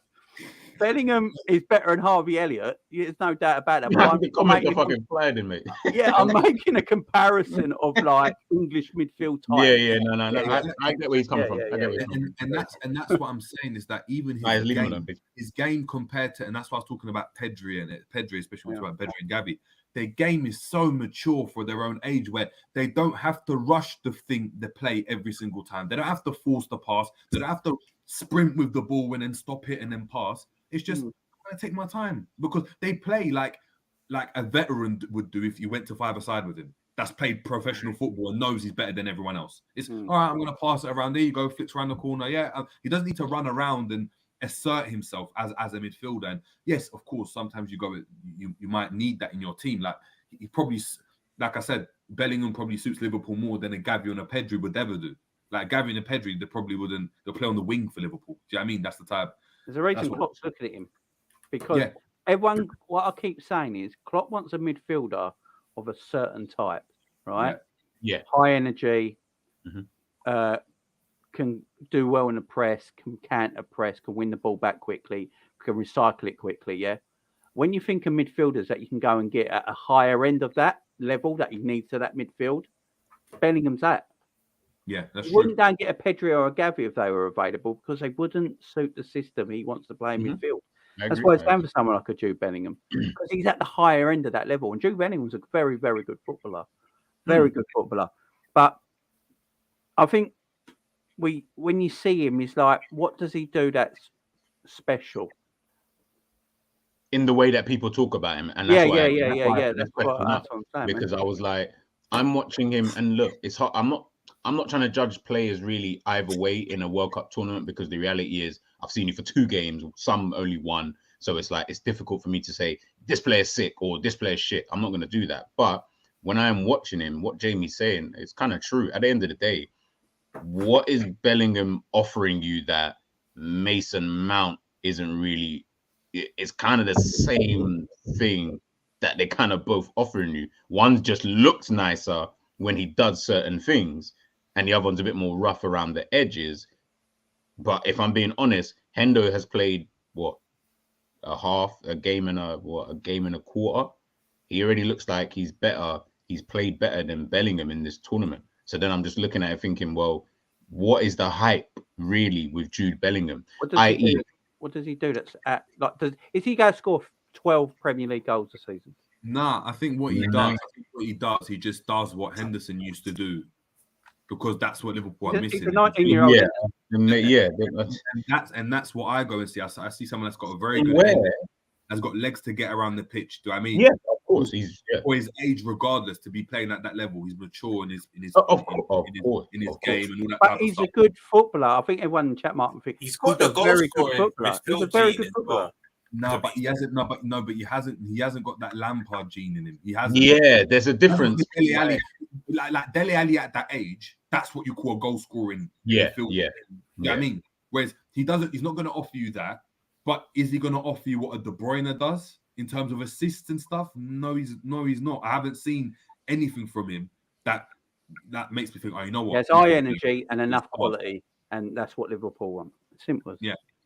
So really, he has the basics that I would kind of expect. Yeah, but I think, look, he's a very good footballer. Yeah, this isn't a bad thing. No one's going to say he's a bad footballer, but he's not that player everyone keeps saying he is. Yeah, and that's what I'm trying to get. When I watched America the other day, I'm looking at their 3 boys, right? Again today. And I'm saying is if you put, who's the one we all liked? What's his name again? Adams. No, the other one. Is it Musa? Yeah. Put Musa and Bellingham next to each other, yeah? What was the big differences? Would you say one is much better than the other? No. And this is what I'm saying is, so you can get Musa for probably 40 mil or Bellingham for 150 mil. And this is what they will both do exactly the same job at a level. Same thing. And I was trying to say this on Twitter earlier on today to someone, because they were like, no, you know, that they thought I was trying to be a bit like, oh, don't try and go against the grain. I was like, it's not about going against the grain. You're talking about a player who's going to potentially cost you upwards of £120 million. I expect to see, you've got to be of a quality of really and truly Messi, Neymar, Mbappe levels for me to even think that you'd be worth that money. Yes, I understand Dortmund have their own valuation, but just because Dortmund have a valuation of this player, does that mean that we have to evaluate this player at the same rate? Is he offering you, anyone in the chat, and again, anybody tell me, because if you do see it that way, I would love to know what it is that you're seeing. But can someone explain to me, is he £120 million player? Is he worth you spending that kind of money to obtain in your team for a team who are trying to win multiple titles and etc., when, as Jamie rightly put it there, for me, I'm looking at Musa and I'm like, what, Musa can cost me what, 40, 50 million? I'd rather him do the same thing that Jude. Remember, we're not getting Jude. Has Jude got a killer pass in him? Has Jude got a killer pass in him, or is he just going to come to Liverpool and be a midfielder? I ain't really seen that. A younger version of Gini Wijnaldum. I ain't really seen that eye of the needle pass from Jude. I'm not gonna lie, rarely. And again, this isn't. And I want people to understand, because when people watch this back on the Hendo, what is for me, he's the Hendo. Like they wanted Hendo's, like it's the intangibles, it's the leadership, it's the never can die attitude, along with obviously his talent. Like at that level of his age, of course, he's one of the best. But I have never seen Jude go and play a De Bruyne-esque through ball or Gundogan-esque through ball, something that's going to be a game changer. I haven't seen even a Gerrard-esque through ball. I know we compare him to Gerrard, so we might as well compare them. I've seen Gerrard go and put through balls into people's like, oh, this is ridiculous. Bellingham hasn't got that in his locker. Exactly. Jared had a range of passes. I do not see that with Jude Bellingham. I can't see him pinging a ball from one end and absolutely just putting it on a toe for the right winger kind of thing. I don't see that. I look at Rice. Exactly. Yeah. I look at Rice, Bellingham, Tchouaméni. They're all quite similar players. Yeah. Whereas after all three of them. No, but one thing I'll say, I hear you, Jerry, I do, but you know how we were literally just speaking out of the eye of the needle, different range of passes? I'm starting to see that from Tchouaméni. Like, even now, it's gradually starting to be introduced into his game where the other two don't have that at all. I think Rice has got it. I think Rice can pass. I think Rice has got a better... Rice can dribble. I think Rice has got a better range of passing than Jude. People don't give him enough credit for his dribbling. I think Rice is actually quite a decent dribbler. Guys, remember the whole... Our premise, the reason why we wanted a midfielder in the first place, even when we had Genie, even when we had Henderson, even when we had Milner, all these other players, was because our midfield couldn't go and pass and do what a City midfield does, a game-changing pass. The pass that we expect from Thiago that we know he can make, but he doesn't do it at Liverpool. So when you look at these players, they're not going to go and offer us that. So when we're getting Bellingham's not going to be doing what he does for Dortmund, even if it means he's forward and that type of thing. He's going to be doing 3 roles, Dortmund, and he's going to be he's going to be doing what Henderson does, because that's the slot he's going to go and take over. You go and look at our left side of midfield. Any midfielder that we go and get is going to do what Genie and everything done, and we're seeing that with Thiago now. Yes, Thiago's got more quality going forward than Genie, of course, but they're doing very similar jobs now. Defensively, very solid. Good in the tackle, don't lose possession. These are all qualities that Klopp wants from a midfielder. What for Liverpool though in Klopp's time? What goal-scoring creative midfielder have we ever looked at? No one. And what are we looking at now? Your two Tchouaménis, your Bellingham, Rice. the Declan Rices, your Mason Mounts. These are the ones that you see linked with Liverpool all the time, and they're believable links as well, because I believe these are the sort of players Klopp wants. I've been saying it for ages. Klopp wants a midfield of what Hendo can do, Thiago can do it, Fabinho can do, but being 24 and 25. Yeah, effectively. That's what he wants. And to be fair, if he got that right now, if we had that right now, I think we'd be challenging City at the top, because the system would work because you've got the players in midfield that would do it. And you've got the legs to do it. You've got the legs to do it. Look at Wijnaldum. Wijnaldum is a goal-scoring midfielder. He scored 10 goals for Newcastle that season. He scores goals for Holland. Came to Liverpool, he had to be a 6 and an 8 transition. Exactly. That's what wants. And that's what Bellingham is. You look at Bellingham's game, especially for England, and when you watch him for England, yes, he can break into the box. He can score goals because he has got ability. There's no doubt. I know it's the German league, but he does it for Dortmund quite a bit. He's won them games. That's but German league, he's got in Borussia Dortmund, he's got an open policy, ain't he? He can. He's got more license. Winning them games and getting the goals completely different, because they're asking him to do something else. But when you go and compare it, is that compared to all the other players in that position, is that someone you'd go and pick to go and win you games? When you're looking at De Bruyne, when you're looking at a Neymar in that 10, or you're looking at all these other players that teams, or even Messi. I mean, he's the best in the world, but there's so many players that go and win you games from those positions. Valverde as an example. Bellingham doesn't. He's not that level of player. So when you're getting him in, it's going to be what Klopp wants him to do, isn't it? If Liverpool want the likes of all your Silvers and your Bruynes and stuff like that in your midfield, you have to wait to Klopp, please. Yeah, exactly. Facts. We've been saying this. Anyways, so we're going to move on from that. I'm not even going to dive into all of that. That's why I've always said I don't want us to sign creative and techie players. I just don't want it, because we're just going to ruin them. We've been saying this. Sorry, No. Look, at the end of the day, it is what it is when it comes to Liverpool for the last half hour. And I just need to... No, but because you know what it is, Liverpool and England are so similar in certain aspects of their game. It just rolls into it, don't it? It kind of does just roll into it. We're saying Klopp's a spicy Southgate. To be honest, they're both exactly the same. I won't even say spicy like that. But I think when I'm looking at England's next opponents, it's now Senegal. Yeah, Senegal. Yeah. In the next round, obviously they defeated Ecuador.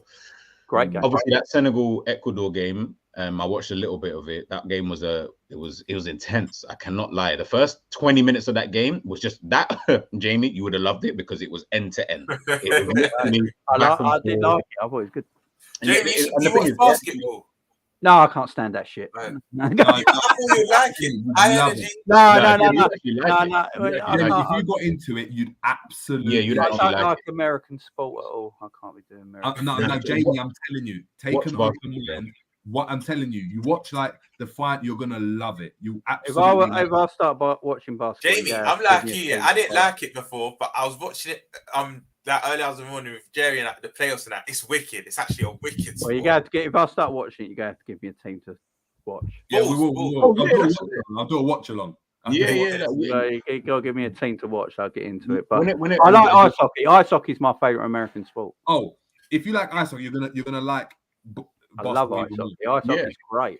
They're both similar, obviously, other than the violence. They're both quite similar. He told me that baseball, innit? That's your favorite American sport. You know what's so crazy? I don't think I've ever watched a baseball game in my life. That looks like the most boring sport. I know it's not.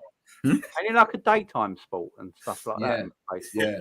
I think so. Yeah, I think so. Daytime, yeah, it's like because people take a work off to go and watch it, that, don't they? Yeah, no, it's true. It's true. And you know how America is in terms of how their sports and stuff. But obviously, Senegal got the win in the end against Ecuador, and like I said, that game was super intense, and especially towards the ending of the game, watching Senegal obviously come back and get themselves the victory. Was it Sarr? I think he got the penalty. And Koulibaly scored as well. When I'm looking at that, what kind of threats? I won't even dive too much into the game itself, but what kind of threats do you think that Senegal are going to pose England in that next game? Set pieces. You know what? I would have said set pieces, but and high energy. They got high energy. England are solid in set pieces. I just think. They got a lot of energy, Senegal. It's kind of hard to see. A lot of energy against the way we play could be a bit of a. But I feel it could be very reminiscent of their first game against Netherlands, where they might play well, and you'll see that patterns of playing. They'll play nice, intricate football, but the quality of England will just override. Yeah, they won't finish their dinner, and the quality of England will override them. But you know, one player. Senegal recently. Say that again. Didn't England play Senegal recently in the friendly? No, England they've not played a European team. It was the African time we played recently in the friendly.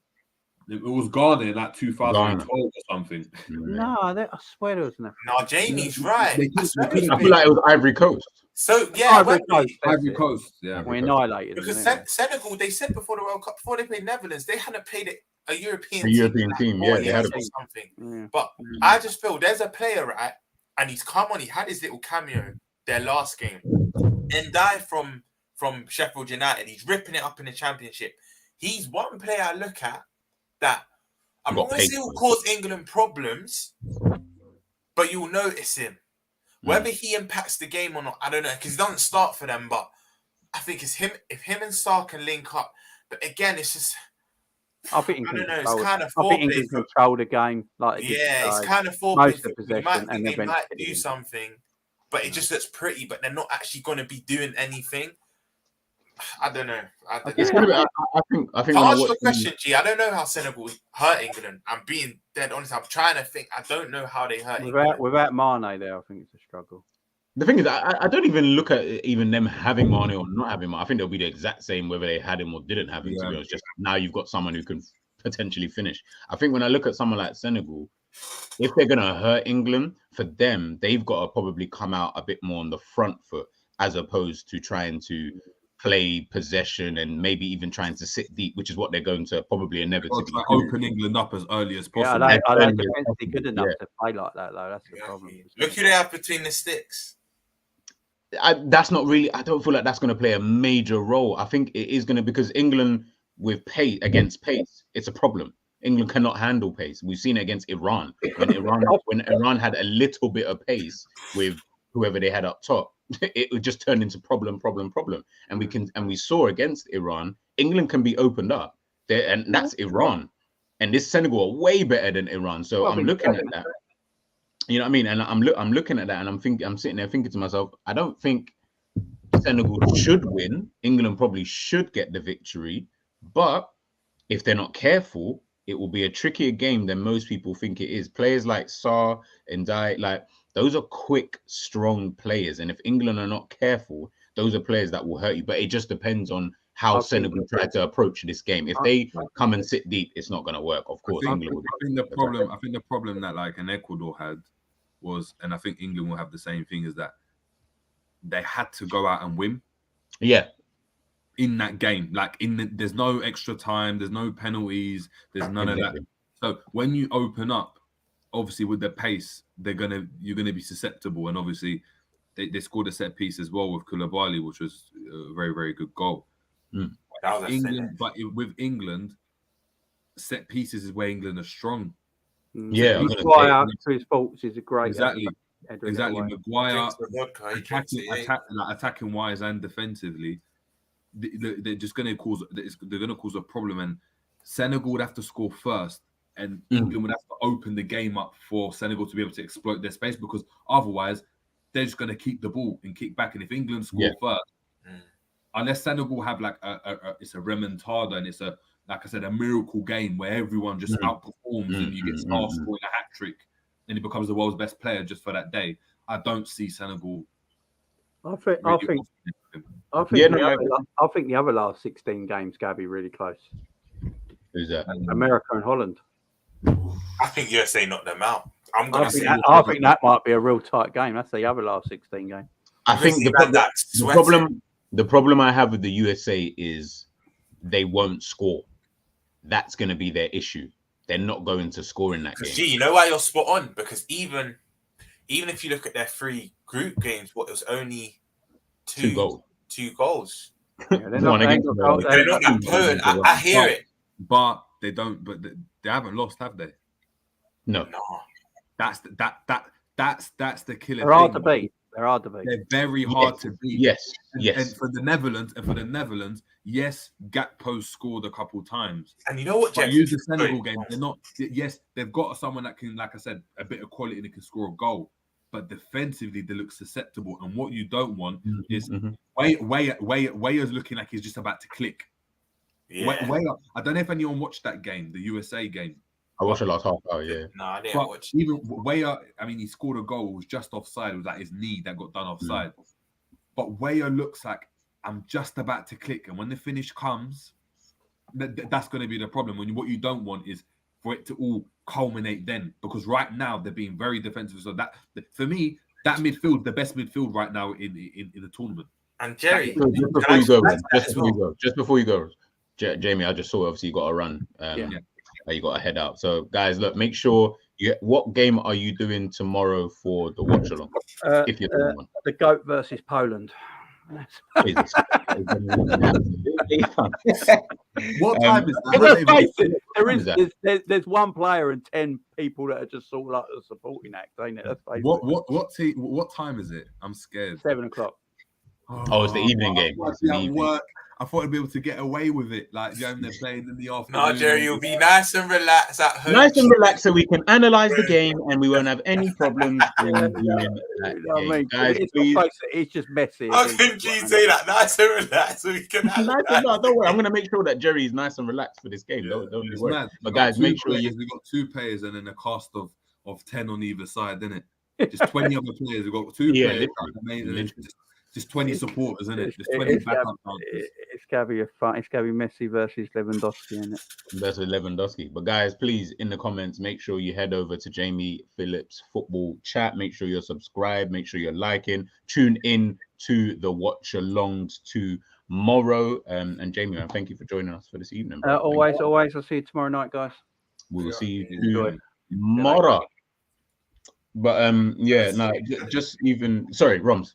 Continue. I didn't know quickly what Jerry said. That we know, even in dressing rooms when I kick ball and that, sometimes managers use past wins, or not even necessarily past wins, just past good performances you could have lost or drawn as motivation. Let's be honest, England are probably better than Netherlands.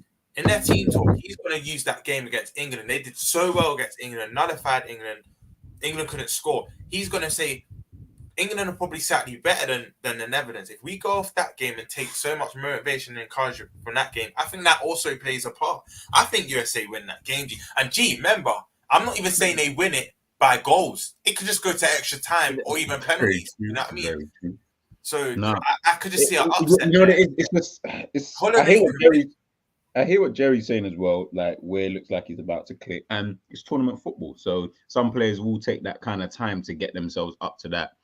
All right, now I'm clicking. We've played 3 games now. I'm into my 4th game, so I'm a bit more warmed up, and you know what I mean, I can get into it. But I don't know, man. I just don't really see it with I think the USA are a good team, by the way. Like I don't disrespect them. It's just but they can't finish. They just can't finish, innit? They have so many chances. They can't finish. Yeah, and I'm just like, you're not finishing, and I'm just like, and you don't have anyone in the team that I think who can finish, like that level quality. So, and Holland do. Holland have a player who can score, like has shown us in the last. Gakpo scored again today against Qatar. Like this guy is clearly on a run. Kind of thing, that was a good goal as well. Still don't rate him, but that was a finish. I was gonna say, you see, there's a striker for USA that's actually because his all-round game is actually quite decent. His hold up, but you see Acosta, yeah, okay, yeah, 2-3, brother. Yeah, the brother just ramp. He looks like he's a specimen, innit? You know what? He's at the Jose Altidore regen, bro. But just a bit slimmer.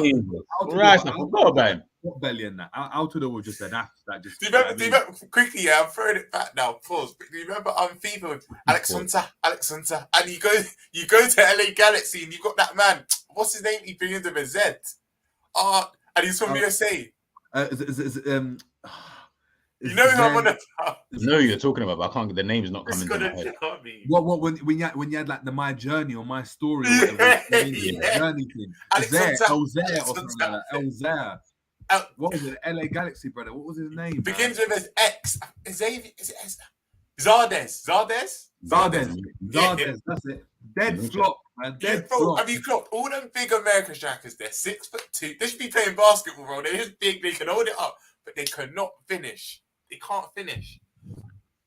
And again, that's where I'm looking at the Netherlands, and I'm thinking they should win that game. Let's put it to you that way. In my opinion, I feel like they would come into the game as favourites, but USA can cause problems, man. I don't think people should even try and be sleeping on a team like, the USA because of the qualities that they do have in midfield. I saw again today, Musa, monster in the midfield. Tyler Adams, monster in the mid. Like these two alone, they're playing well, man. McKennie, bro. McKennie, bro. They're showing.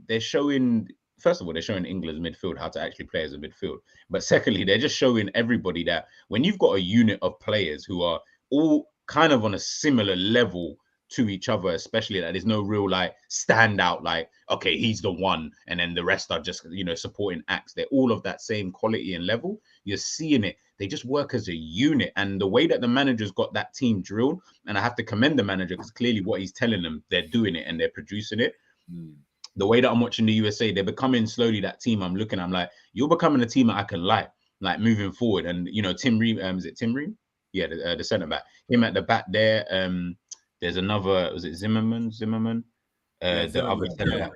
Again, monsters at the back. Absolute. When Iran were throwing everything at them, plus the kitchen sink as well, they were just solid at the back there. And I think I can hear what Romz is saying. That's the thing. I can fully hear what you're saying. Like USA might Anthony Robbins. Yeah, bro, they've got a very, very solid.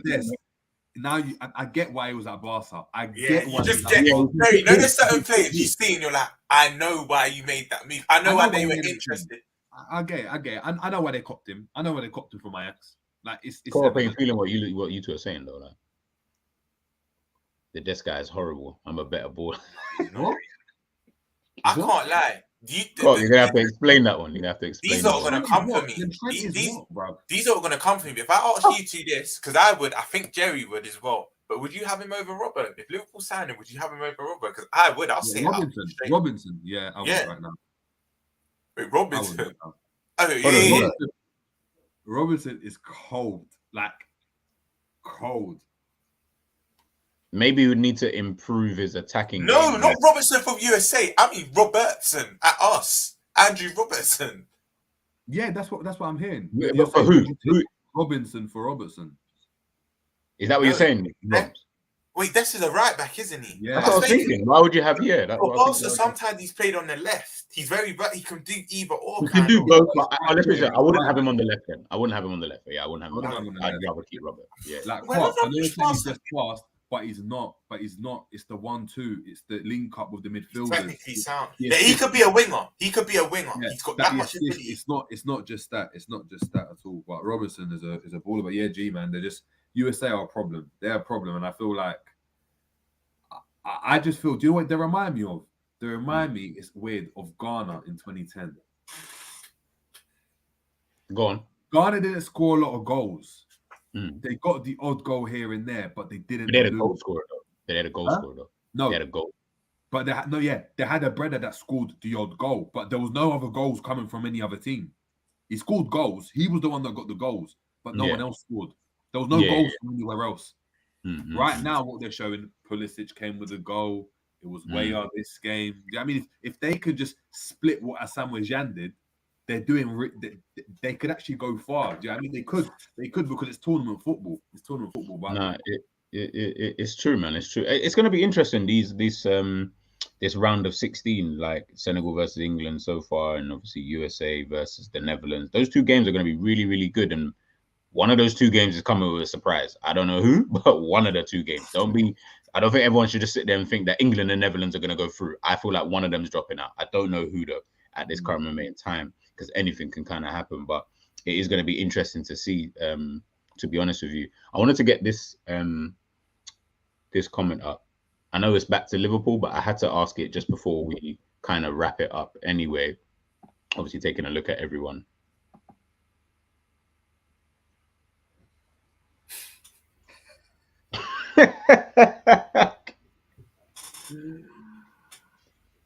No, he's better than them. I think this is because this was an earlier comment, so this is to what one of you said. He's better than Elliot, not Elliot. No. Yeah, right. I mean, that's his agenda. I'm not gonna lie to you. Our youngsters are washed compared to him, bro. That's why we need a brother like that. Think about it. How's a 19-year-old coming in and being your starter? You're your age mates, bro. You should be that good. You should be that good that the club are like, you know what? We can't get the 19-year-old because he's the same. He's just as good as that 19-year-old. We need to get the 26-year-old because he's got all the experience ahead of him as well. If we're getting a 19-year-old to usurp what you man are doing, yeah. Because look, if we get Bellingham, Elliot, it's over for Elliot. It's over. Another player I wanted to look at you showing your fist. Another player I wanted to talk about, and this is a name that's been obviously thrown around quite a lot during this tournament. Obviously, big up Pirates King. Obviously, saying Liverpool need a Cody Gakpo. Obviously, I kind of feel like I know where both of you, what you both kind of think. But again, just so that the viewers know, talk to me about Gakpo. Obviously, scored again today. So, he's scoring goals. Jerry, before you think, Jerry, you told me the guy can play obviously as a right wing, because obviously I was saying, and I saw a thread today as well talking about he's a left winger, but his best position is actually as a striker. So I was like, okay. For Holland, he played on the right in the opening games. Okay, but does that then mean that he's someone that you would put? Like, are you signing him? Okay. Do you think Liverpool need a Cody Gakpo? Let's go there. Let's start there. No. Okay, cool. Do you think he's in the same bracket as Nunes, as Leao, as any other, as Acosta, all them brothers that are tall but haven't got positions. But so they're better on the wing, but then up front they don't really hold the ball up that well. And I don't know. With me, Gakpo's really started to. I know he got the goals obviously the other day. But he's only performed well when he's had a Klassen or a Memphis Depay up there with him because he takes so much. They take so much of the ball, and you can go and peel off. When he was in that first game against Senegal, not until Klassen came on and then he moved down more central, he was just useless out there. He was useless. That's the only thing I give him. I don't rate him, but in terms of output, from what I've seen, even the odd PSV game and even this World Cup alone, he'll be one of the best finishers at our club. Goes to show how kind of in the mud we are. But one thing I have to give him, he looks like he can finish. Even Leao, I'm not even going to say that about Leao. Nunes, I would say, because we know Nunes can finish, regardless of what you're going to say about him. Nunes can finish. But Gakpo, we don't need him. But this is what I wanted to go back on. Remember yesterday, Jerry, we were speaking about what you expect from certain players. So like your Mahrez's, your Rafinha's, you don't really want them to make that inverted run, that goal scoring run. You kind of want them to build up play, or they're the trigger for someone else to run. Yeah. Gakpo is also that player that will make that inside run, and that could be affected in our system. Do you get it? I'm not saying we need him, but he would suit us. That's one thing I will say. He would definitely suit us, but I've had enough. I've had enough of these. I said I had enough. I've had enough of your Salahs and your flipping breaders that don't do anything. I'm bored of these kind of players. I'm sorry. I'm sorry, bruv. I've had enough. I don't want a Nunes. We've had 7 years of these dry ass. You want a Buchanan, don't you? Like someone bruv, get the I want a Buchanan, bro. I want someone like that. Do you know what I mean? I don't want those. Look, he might be effective. Right, Romz has got a point. He would actually work in Liverpool's system. The run he made for the header was from the right inside. Imagine Trent. Cool. You know what's a goal, that epitomizes the type of goal Gakpo will score. Remember Jota against Arsenal? I think you were there. Over the top. And he lifts it over Ramsdale. That is the exact run Gakpo will keep making if Trent sees that ball. I look at the De Jong goal and I'm like, okay. Yeah. That's the type of goal that Klopp likes to store. De Jong comes inside, they play the first time ball over the top. It's like Hendo or Trent or someone or Robbo, and then he gets on the end of it. Look, that's the type of goal Liverpool like to score. So look, he probably fit what we do. But do we need him? No. Do we need him? The question is, do we need him? That's what I'm saying. Here it's asking you, do we we need it. But I don't want to see brothers like this, bro. I've had enough of these brothers that are just all it is goals and assists, but there's nothing else. There's nothing else. Because when they don't score or assist, they're just so useless. Even with Nunes, like it's giving me something different. Like, he's getting past his man, he's tapping it and running. Like there's something different. If he was a brother that couldn't even do that, but was just getting goal, bro, I have enough. Bro, I'm looking at it, the ball doesn't stick sometimes. He's like Liao and all of these brothers, man. That just. But can you see why then? There has been obviously, again, we know how people are just bare reactionary, man. Man played against 3 somewhat deadish teams and he scored 3 goals and everyone's jumping for joy. But can you see why then people are saying, no, this guy is the truth? I'm just asking, I'm playing devil's advocate. I don't think so. I don't rate him that highly. I think he's in that camp of Leao and all them kind of always players. Say, you said goals are currency and you can be bad in other aspects of the game, but if you're scoring, that's cash money. So I get what you're saying. You can see why he does have that hype because I know it's the Eredivisie, but even in that league, bro, I think last season his return was crazy. And again, respective of the league, but one thing I've actually seen it now. Forget even just World Cup, he can finish. And like you said, players that actually I'm not going to diss Salah, but I was going to say players that literally will just keep scoring. They're going to naturally get hyped and they will be effective and they'll get that move because a club might not care about your build-up or your natural technique or how good you are at football. You can just put the ball in the back of the net. And that's what it is, isn't it? If you can put the back in the net, look, if he finishes like that, let's say he's playing down the centre. You have Nunes, Gakpo and Salah. Maybe the people want to see that. Maybe the people want to see that forward line and who am I to say no to goal and assists, right? Goals. But like I said, that face by G, that sums up my feeling. If I saw that front line, I don't think I'd watch Liverpool anymore. Listen. That's hella running off the pitch, bobbling off them. Like, it'll be crazy. You already know my feelings on Liverpool as it is these days. So if Liverpool want to go out and sign Gakpo, go and sign him. If Pep Yenders said this is the guy they was like, listen to Pep Yenders and just sign the guy. He's just numbs it now, do what you're doing.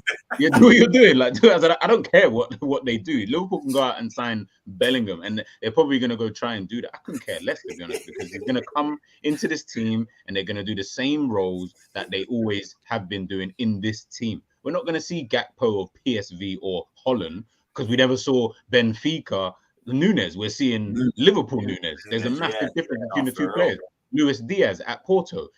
He was not playing this way. I can guarantee. He was actually dribbling from. He actually moved with the ball. But here we're telling him to. Only time we ever see him play well. Sorry.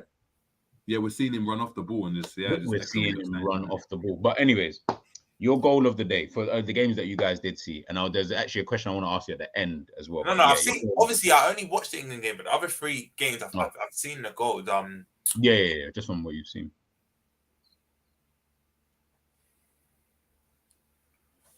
Damn. Rashford's free kick for me.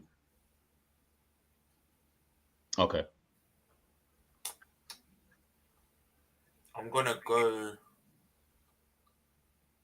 You know what? I'll go Gakpo's finish, man. That man pressuring him and he just slotted it home. I'll go Gakpo.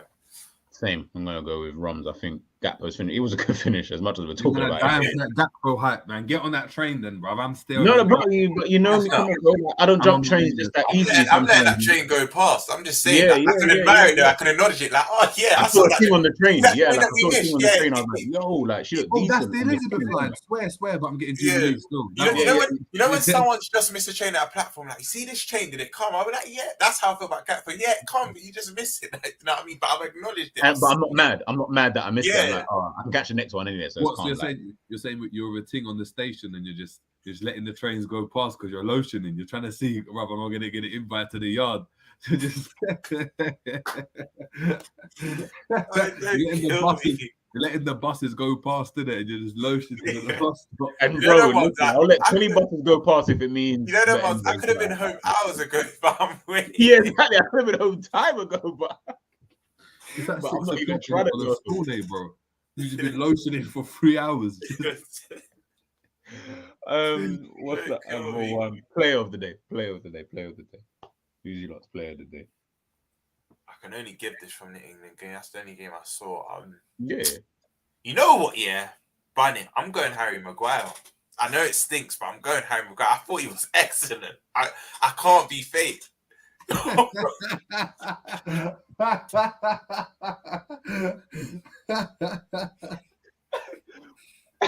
I'm so happy that the right people don't watch this show, you know. I'm very, very happy that the right people do not watch.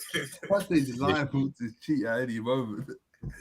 Hey, God, don't be giving me a bad name, you know. Fuck it up. It's due to happen. And just, you know what I mean? It's not my fault. You made me do this. You know like that. He's like, you lot made me do this, bro. Jerry, your player of the day, bro. Your player of the day.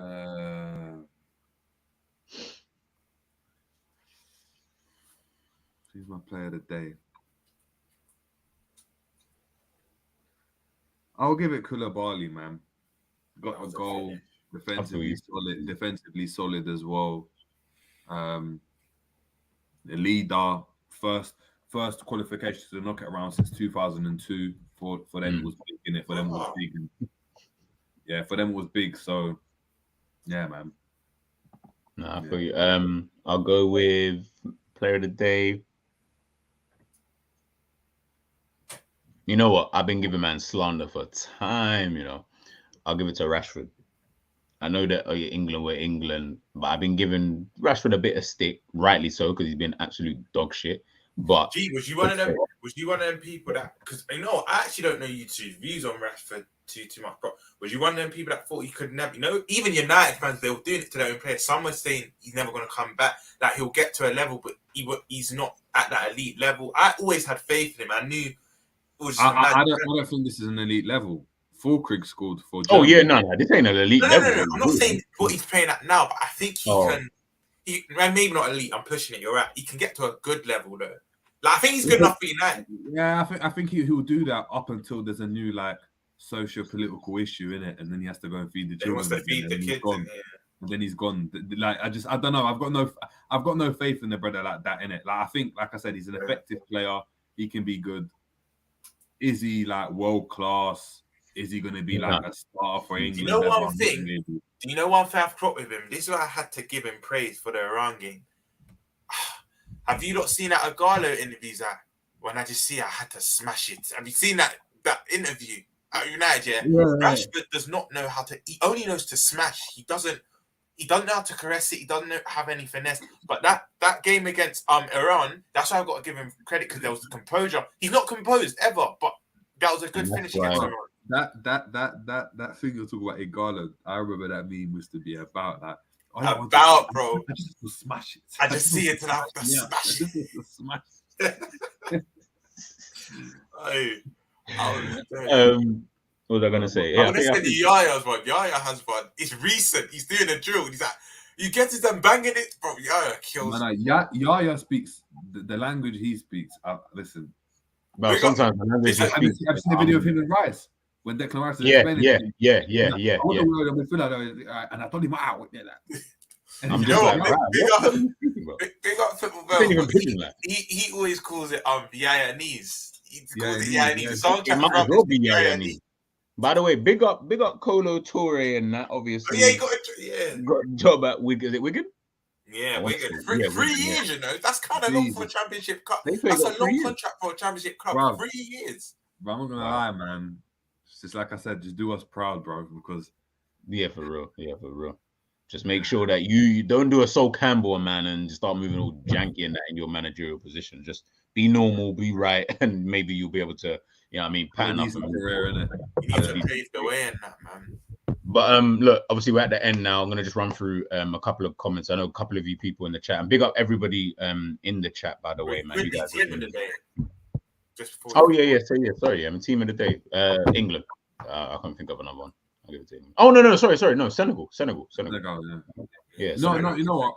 I'm gonna give a special mention to Qatar as well, man.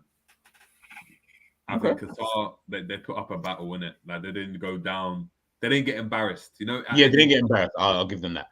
Knowing that team, they could have just been washed up. Where it's just they go out now. Do you know what I mean? Like the players get to enjoy the tournament still. They just become fans now, innit? They got. Yeah, I mean, they can. I don't know. Maybe whip one of the Rolls Royces, one of the Saudi brothers, innit? They'll probably all play in the same league. So, yeah, I mean, but yeah, big up them, man. Romz, who's your team of the day, bro? Senegal, man. Because you two I didn't know that stat. First qualification in 20 years. That. So I mean, there's a what's the word? It's written this year. 20 years is the main number. That Brazil won the last one 20 years ago. Senegal qualified first time in 20 years. That 2002, 2022. That there's a link, man. There's a correlation, but big up Senegal, man. That's big.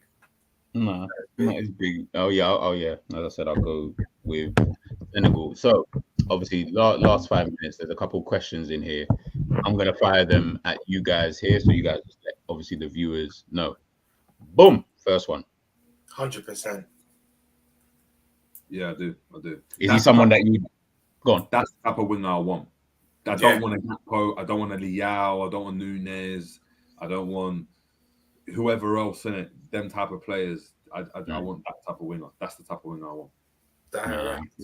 Direct. See, this guy I know he picked up I feel like he got a mad injury. He's very injury prone. Very injury prone. But we love he'll fit right in. He'll fit right in. Yeah. He'll fit I guess. If anything, I'm surprised we haven't actually signed him already. To be fair to you, like if that's the type of guy. Obviously, Co-op earlier on was saying that Musa apparently has a £25 million release clause. If that is true, get him now. And Valencia, he's at Valencia, innit? They need money. You know what I mean? They actually need money. So obviously, Co-op, I'm trusting you. This news, but this better be true. Now, I don't want to be hearing that he's got a £50 million release clause tomorrow morning or some shit. But if that is true, come on, man, that's a no-brainer. Then you don't need to go out and buy a Bellingham and all these kind of other kind of players. Angel, chat to me about Kudus. That's another one, direct. That I actually rate him so. Like for Ajax, cool. I'm not like I watched him all the time, but I remember they battered Rangers. Then he come Anfield and he was good. But what I'm seeing him do when the pressure's on, because if you look at Ghana, I know Joe, you two know more than me, but cool. I can't say the talisman. The main players that have the most influence on the team are probably obviously the Ayew brothers. But if you ask me who the talisman is, who they're gonna look to in times of need, it has to be Kudus, bro. Yeah, and an offensive side, it has to be Kudus. Party's influential as well, but in terms of getting that goal, you're the guy to put us through, and he's been proving it. So I rate him. I went from rating Kudus to rating him at a whole nother level. I would love him at Liverpool now. Love him. Yeah. Do you think? What I'll ask you then, Jerry? You'll know a lot more about Kudus than I would, anyway. Where does he play? I think that's testament to him. Kudus is a player that Because obviously Ghana and Ajax, he's doing two different roles. I've seen that. So for Ajax, he plays in the 10. Yeah. For Ajax, he plays in the 10. Mm-hmm. For Ghana, he's playing in the 8. Now, the 8 he played in the first game was much deeper because of the way we played was much deeper. So he's getting the ball very deep, which that's not really his game. Like, yeah, of course, he can pop it off and stuff, but that's not his game. You need him further forward. In the second game, he's playing in the 8, but further forward because we're trying to go in attack. That's where he's more dangerous. He's someone that obviously you can still play him out wide. You can still do decent. He's that type of player, isn't it? He's like he's in the mold of like a Musiala. Okay, I like Musiala. Where you can play on the left, you can play in the middle, you can play anywhere in that forward thinking kind of role. No, I'd say But in the youth team, he did play as an 8 as well. But Ajax do that with their players. It doesn't mean he's the best in that position, but Ajax he used to do that. So let's say, scenario then he comes to Liverpool. Where do you slot him? He plays out in wide. Liverpool. Remember, in Liverpool, he plays out wide for Liverpool. Fucking hell. Same as Musiala, same as all those other players. They all play out wide for Liverpool. He's not that type of midfield. He's not going to be covering Robertson. Fair enough.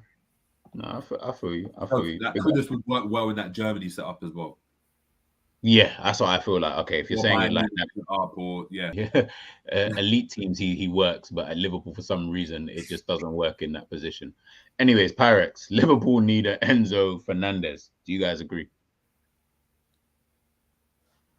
We need a midfielder. Enzo Fernandez. I didn't know how the guy played until he scored that goal. Real talk, I felt like I'd never see him play. So I couldn't really know. We're all the same. I'd only seen highlights from that Champions League, but I didn't really know where he played. I just knew he had a belly. Everyone's only seen. Let's not act like everyone's out here watching the flipping Portuguese league or wherever. Bro, come on, like people. That will claim it. Like, I watched that. No, you didn't. No, you didn't, bro. Like, you can say it, by the way, people. Like, I'm not expecting anybody to sit there and watch the Portuguese league. Like, I never watched it before, so I'm not going to be able to rate certain players, but the way I'm seeing threads on this guy, like, Liverpool need a midfielder just like him because this is what he can do, etc. I'm like, so you've seen him play like 10, 15, 20 games. Like, when the reality is you've probably seen him play once. And one of those, or twice, one of those being at the World Cup. Like, and even then, it wasn't even a sustained period of time. It was the last 20, 30 minutes of a game. Do you know what I mean? And this is why I laugh about certain players, and this is why I asked you guys about Gakpo, because I said, me personally, I haven't seen him enough, so I need to hear from someone else who has. Sorry to cut you, G. No. Different. What I've realized as well when you're judging players, you need to see players in every type of situation. Yes. It's different seeing a player playing when they're chasing a game as opposed to a player when he's starting off the game, when it's 11 level playing field. So that's why if you're watching a man that makes an opinion on a player that they're behind and he's going to play well because he's being asked to impact the game. But let's say a player is starting a game and maybe it's against a lesser opposition. He might be more composed, and then you might say, he played poor, but you don't see him shine when under pressure. You know what I mean? Different situations. No, you need to see a player in many different situations. That's one thing I'll say about judging players. No, I agree. I totally agree. Jerry, this is for you. Sorry about that. 1975 Jamrock. He was talking about, obviously, we spoke a little bit about Gakpo getting introduced onto the world stage. Obviously, if you guys heard what Jerry was obviously saying before, he had his head in his hands. He definitely isn't feeling the Gakpo hype at this current moment in time. He's not on the train for anyone who missed it. So I've hopped on a train already, and it's going the wrong train, innit? It's looking at the wrong train. I might still get to my destination, but it's not going the route I wanted to. It's not going the route I wanted to. You know what? Cool. I might have to get off and get on another train to get back onto my destination. You might have to catch Central Line and maybe just connect back again. Speaking about against quality, right? Senegal not the best defensively. Qatar. Who's the other nation they played? Ecuador again, not the greatest nation. And cool, you lot can run jokes, but remember, I went to see Arsenal PSV at the Emirates, right? And that was Arsenal's second. It wasn't even their strongest back four. He did nothing. I didn't even realize he was on the pitch. So Do you know what I mean? Again, that's harsh on me because I can't just judge him in that one game. But when he's up against quality, that's all I'm gonna say. Like, you never know. And I think Xavi Simons did more. How about hey, that? Yeah, that's another player, right? I haven't seen him this tournament. Did he come up? Has he even got minutes? No, I don't think he played today either. Because they were talking about like why he's not being thrown on. I know we do this with young players and we'll put pressure on them early and whatnot. He's that player that I think will deal with the occasion. Well, I think, you know what? If Netherlands are to go through, I'll chuck another curve win. I think it will be because he's been introduced. Because I think he's a ball. You're not at PSG and Bus for no reason. And I think you said it, Jerry, last week in one of the streams. He's been around that talent, so nothing will really fit. He's played with the Messis, the Neymars, do you know what I mean? The Mbappes, and then he's been in the Master. He's probably been playing with Iniesta and whatnot. Sorry, not Iniesta and whatnot, but the Busquets and he's trained with those kind of players, though. Trained. Sorry, not actually played with. Yeah, not played with them. Yeah, trained with them type of players, but I think they need to unleash him because he'll do more than a Bergwijn or Berghuis or. Even the Pi's kind of been. He is coming back from an injury, but I just think Xavi could be their little gem in this tournament, man. No, it's true. It's true. Message from Carp here. Romz is right. Luis Diaz is a beast when we are losing, but when we're cooking. Yeah. You know what? I don't even want to take the credit for that. G was the first to actually say that. G made me realize that. Listen, this isn't anything that I even want to take credit for. This is just what we see on a flipping daily ass fucking basis. This guy, like, and this is why I say to people, who's really watching the Portuguese league and saying, "Yo, there's a fire leg man in that league." Like, when I mentioned the Taremi is the leg man. By the way, maybe, bro. I didn't get the laughs. You know, when I mentioned Trossard and that, was you agreeing with me or you didn't agree with me? Remember the tweet I put? And I was like, it's good to have competition for places. That who cares? You don't rate Trossard. You think Trossard's washed? Me? No, I don't think he's washed. But G, what I was saying is, you know, apparently we've been offering because it's. Hey, don't try to talk on my name, Jay. But what I was saying is, and a lot of people are calling me, but I actually think he's better than. I said it in the chat. I think he's better than a Diaz and Jota. What Liverpool fans do is we don't need someone on the left, but the whole point is of being an elite club is to have that quality coming off the bench, have strength in depth. So when I said that, I agree with that. I think he's better than Jota and Diaz. I can't lie. I think he actually has more end product than them. What he's doing in a Brighton team, I was going to say, imagine what he would do in a better team. And I'm remembering he's coming to Liverpool. So, do you know what I mean? But I rate Trossard highly. And if what's reported is true, he got offered to us for 35 million. That's where I'm like, I don't know about that. Like, that's a lot of money to spend on a guy.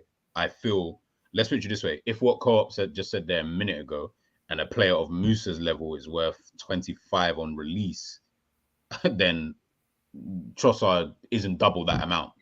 He isn't that good of an ability, if that makes sense. If I'm just using that as a metric, like to say, all right, well, if he costs this, then obviously different players release. I just feel what you have to take this risk sometimes, but I just feel. Of course. Jerry was saying it in the summer about Nunes. Sometimes you have to gamble in these places. What if he went to United or other team and he's banging? We're like, oh my God, we could have gone. Because I think he's come out and said it. When not even if, when he goes Chelsea, you're going to see him go to another level. Relationship with Potter, Cucurella being on his side as well. You're going to see another level to him. I think he'll play better with other players, but we're yet to see, innit? We're yet to see. But guys, look, I've got one question to ask you both, and then we are going to head out. Obviously, from everything you've seen so far, obviously we're getting to the last games of the World Cup group stages. Every player that you've seen so far in this tournament, if there was one, and it cannot be Mbappe, Messi, or that kind of player. If there's one player you would sign for Liverpool, who would it be?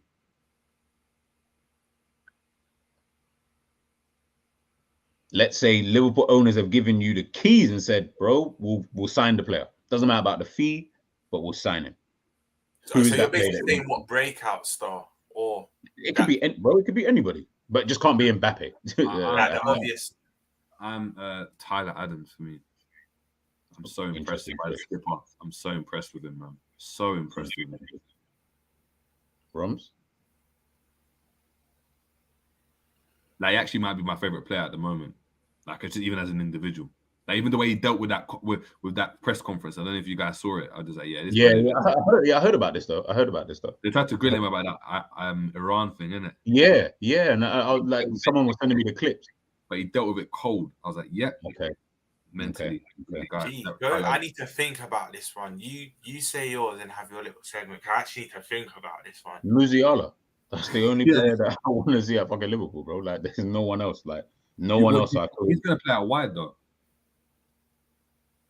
You know. Then if it's not Musiala, then Musa. Yeah. From what I've seen of Musa so far, Musa's a ball. You're on the train now, G. You're in the train. Bro, I'm so on the train. I've already got my newspaper. I'm sitting down. My legs are crossed. Like, I'm looking at everyone else thinking, yo, you don't want to sit down and chill. Like, that's the kind of level. I'll be real. He won't fit our system, but Gabby, straight. Gabby. It was up to me, Gabby, but he won't fit our system. But I just think he's ridiculous. I actually think, and it's hard to kind of compare the two, but I think he will go on to be the slightly better player out of him and Pedri. You know? Ooh, I disagree. I disagree. Yeah, I disagree. I think Pedri's the one he's going to have the longer career.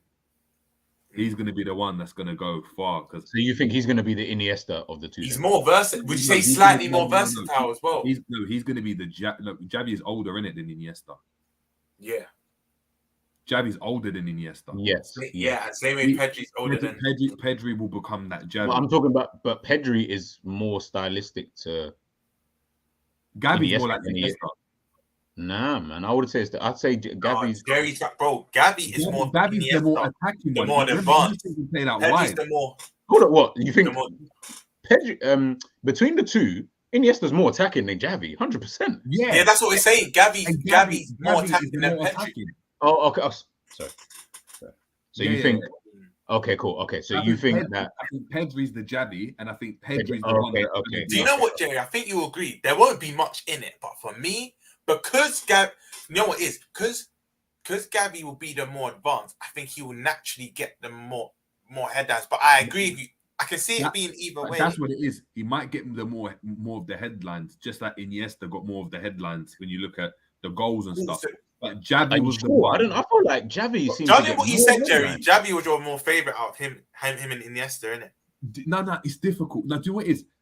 I like Xavi because Xavi. The way he played was you couldn't. Are you talking Xavi or Gavi? Xavi. Oh, Xavi. Okay. Jerry, I know what you mean, but the way Xavi played, you couldn't get near him. But Iniesta, he'll allow you to get near him and still get out of the situation. You know what I'm saying? Like that. Iniesta, exactly, and that's what I'm saying. And I feel like that's what an Iniesta, that's what a Gavi might be like. But I'm not sure whether Gavi will be like an Iniesta. But from what I've seen from Pedri, I can see Pedri being closer to what Xavi is than Gavi being like what Iniesta is. I get it. That's why. So when I look at Pedri, I'm like, this brother, like he's standing. He's not even running around with the ball. He's standing, just popping it off and taking 2 steps, and the ball comes to him. He pops it off his left foot, takes 2 steps, flicks it around the corner, and they can't. It's kind of what Messi was doing at his latter years. He would just walk into space and because you never really see Messi running. Like, but exactly. But it wasn't even like he just walking into space. Like he would just go and walk to, like he not even. It is walking, but he would do like a slow kind of like quick walk. The ball comes, he just sets it off. Like, and no one can get near him. So it's like he's never under pressure. But then when he's under pressure, he can still get out of it. Like he can still get out of it. He's like a hybrid of them both, isn't it? Yeah, he kind of is. Yeah. He kind of is a hybrid. Is a hybrid. It's like when I see Busquets. Like Busquets, I never see him like rushing around. You know, like how Fabinho or like is on the ball when he's doing all of this and putting his arms out and stuff. Making life harder for it. Yeah. No, this really isn't Javi. That's why I was so confused. I was like, Jerry, are you saying Javi or are you saying Gavi? Like that's why he had to do that X because I was like Wakanda forever. I couldn't really hear what was really and truly. Look, Sammy's saying here, like, look, saying Javi was so boring to watch. This is what I'm saying. The way I watch football, that when I see that, it's not boring to me because I'm looking at that and I'm thinking of like, bro, when I was playing, I couldn't do that. Like, I mean, I had to use my athleticism. Brother, not having to use any of his athleticism. Any. Hence the reason why this guy looks like he's tired. Judging on what you said this stream, you probably liked Lucas Leiva, innit? I loved him. I knew it, and I could tell. Yeah, they're the same type of. They're the same type of. Relax. He never really seemed under pressure. Exactly. Remember when I spoke about when I said it and people grew me in the chat when I was like Javi Alonso and Gerrard, and I said who's the better? Yeah. Remember, I was saying Javi Alonso and people were getting on to me. I was saying I prefer Javi Alonso, but that's just what I like. Like I don't like necessarily like all action. Like I like, for example, Zidane for me, what he did against Brazil in the 2006 World Cup is one of the best midfield performances. But not because he was out running man and stuff like that and bullying man. It was just they couldn't get near him. They couldn't get near him. Like for me, those are like, it's the ones when it's like, this brother's born to play football. Not just like, he's an athlete. Do you know what I mean? Even though that's probably more effective, like in certain games. But yeah. I hear Javi's I prefer more dribbling. The thing is, I hear it, and Sammy, I hear what you're saying, because people, it's on the eye. Sometimes it is just aesthetically pleasing to see someone like that. For me, it was always Iniesta over Xavi, but I really like. It's not like by far. It's not like, oh my goodness, Iniesta was. I feel like they're even both on the same level for what they did. Just I preferred watching an Iniesta because, as Ron said, it's that Iniesta was a type of player. He was never quick. But for some fucking reason, he would ghost past players like they were never even there. You didn't even get it. Like I didn't even understand. Like I would see countless times. Iniesta, Xavi Iniesta, one of the best at doing ever. But Xavi could find a pass like no one could find a pass like Xavi though. He sees pass before anybody on the pitch. But that's what I like because when he's got the ball like this. 1-2, 1-2, and then bang, and he's played the pass. But it's like the centre backs I've got here. They're marking two men, and you see it on screen, and it goes in between them, and you're like, why didn't they intercept that? Listen, you're looking around. You should have been able to intercept. Yeah. I know. David Villa runs onto it, dinks him, and then goes. But do you know how ridiculous both of them were? Iniesta could do that, not to the level of Xavi, but you saw Iniesta do that as well. And this is my point, right? This is why I think Iniesta would probably one of my because Zidane, I didn't see him in his peak. I know nostalgia that a lot of people think Zidane was better than Iniesta, and it is a tight argument. They both won the exact same stuff. But the reason why I love Iniesta is I saw countless times for Barca. And Jerry, he would ask he would scan, because one thing Xavi Iniesta did the best is they would always be scanning, heads always on a swivel. Yeah, Xavi was like the top. They saw like the metric. He used the top person for. He was like the top scanner. Than any player. That's crazy. That's actually crazy. Like I was thinking any player in that time. That's mad. I've seen Iniesta do this year where he would scan, see free plays. You know, a lot of players will see players onto them, like, no, pass it elsewhere. He would purposely want to receive the ball just to weave out of the situation in tight spaces and then pop it off. And I said, a man that wants to receive the ball under pressure and that can get out of it, you are a don. Do you know what it is? When I look at, but do you know why? This is why I rate Xavi even more. That's the reason why. Because Iniesta had the skill. Like Iniesta could play out wide. For that Spain, he played out wide. Yeah. So Iniesta had. You're saying he wasn't lightning quick, but he was faster than Xavi. Xavi he's a bit more agile. Xavi was probably the slowest in that Barca team. Probably the slowest. Busquets probably has him for stride length because he just got longer legs. Xavi was slow. Xavi didn't have a shimmy like Thiago or anything like that. But he didn't need it. Like he conducted everything. Everything. He would do stuff like let the ball run across his leg. Do you know what I mean? And then get it. He'd pop it off first time when you think you're going to get near him. He'd never get fouled. And he didn't have a burst of pace, a Cruyff turn to get out of it like that. No. Man was just there. And that for me was like, this brother's just Gary, like... I know you're exact type for Vorder now. You probably, I'm not saying love him because they are arch rivals, but if you didn't play for United, you probably love Paul Scholes as well, innit? Scholes is a baller. Yeah, but Scholes is a baller. Yeah, I feel like Scholes is a baller. Like real recognize real. Them man even, a lot of fake quotes go out. Like sometimes you'll see screenshots of bare quotes around the player. Normally they are fake, but there's even an interview him saying that. Real recognize real. They were saying if there's any English player they wanted to play with, it wasn't Gerrard, it wasn't Lampard, it was Scholes. It wasn't Gerrard, guys. No, but it was. but that's what it is. It was just. He didn't ever smash a ball. He didn't ever like you were never thinking he's gonna outrun a team or anything like that. That's why think about it. He started off as an 8 and actually dropped in deeper. No, he started off as a striker. Yeah, as a striker. No, but he speaks about when he broke into the team. He started. He 8. He started as an advanced 8, And he said to him, like, yeah, I was playing there and I was decent. In his first year, he was like, look, I was decent. I was getting, if you go look at Iniesta early, he was getting goals, he was getting all of that. But he was like, it weren't my natural game. He was like, I was struggling sometimes. Like, yeah, what they asked for me. He's like, they moved me into the 6. Now in the 6, I was good, but defensively, I couldn't do what Busquets does. He's like, when that 8 popped up, where it was like that deeper 8 and I could pick up the ball, that's when he said my career changed. And that's why I'm looking at Javi and I'm like, ooh, like this brother. Like, if Liverpool had a Javi, like think about, like, if Liverpool had an Iniesta, we'd probably have a game winner. But if we had a Javi, you have a conductor, and that's why when I look at Javi Alonso, I always say Javi Alonso. How important was he to Liverpool compared to Gerrard when we were at our best? Do you know what I mean? Because when Javi Alonso didn't play, how bad was it? When you look at these players like Zidane in that 2006 France team, that 2006 France team were poor. They had Thierry Henry and Trezeguet, but they were dead. They were like poor. It was young Ribery. Hold on, do you remember what Zidane did to that Brazil team by himself?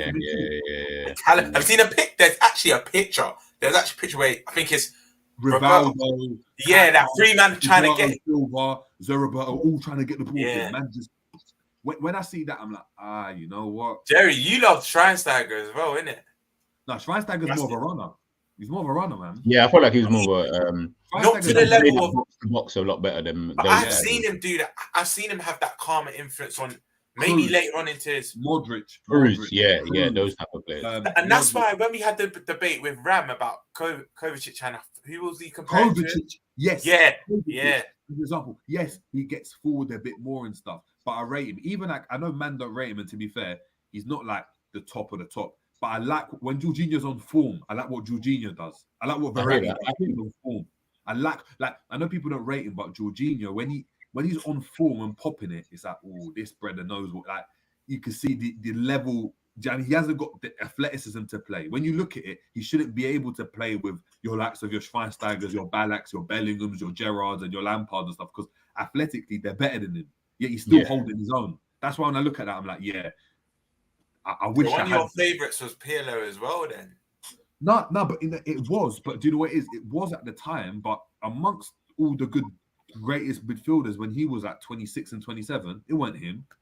Jorginho wasn't even Jorginho. Pirlo was not a player like that. Like, people feel, and it's funny because obviously recent memory is what you're always going to go on when you're thinking back to something. You're going to remember the last thing that someone did.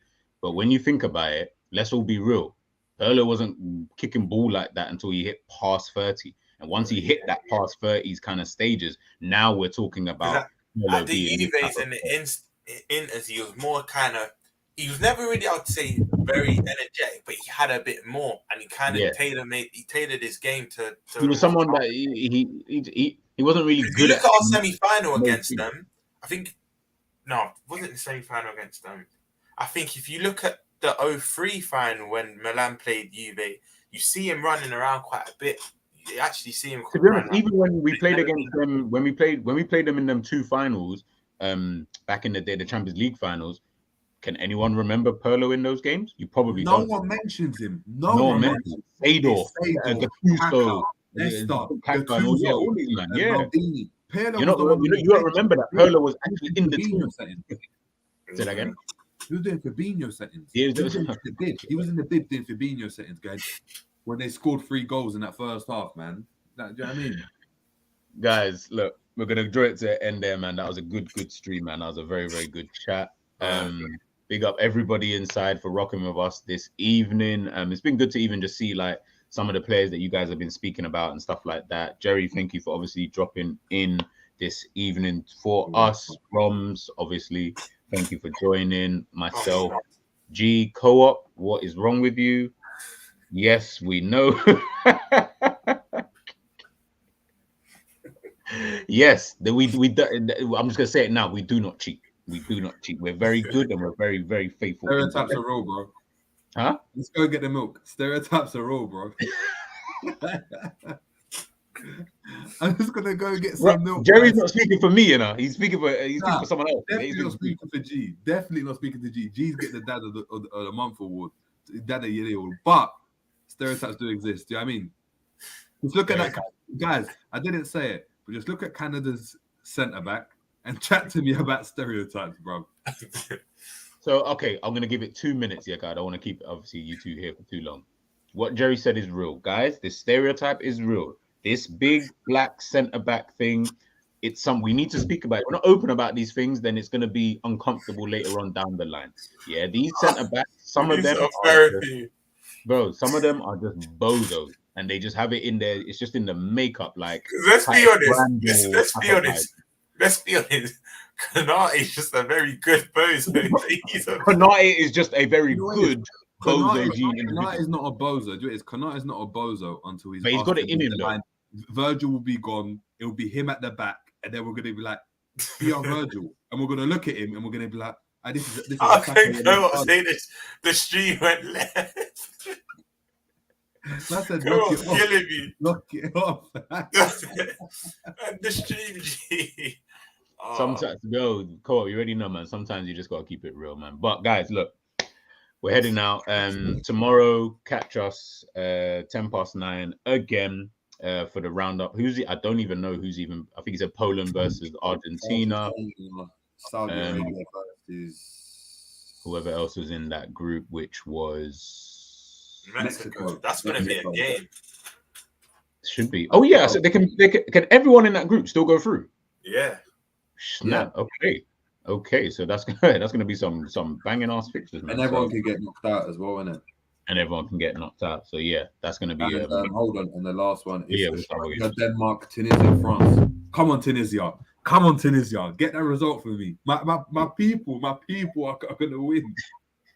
You know what? We know why they actually might, because France are gonna rest bare man. You're gonna see my boy playing. If Tunisia win, I might have to just go bald, bro. Just keep the beard looking like Amrabat. Whoa. You'll see my shape up tomorrow. Don't worry, anyways, man. I'm gonna be repping Tunisia tomorrow, man. We're gonna be doing it up large. But yeah, guys, look, join us tomorrow, same time, same place. You know where to find us. Best World Cup stream on YouTube. Come on, G. You already know the vibes, and we are out.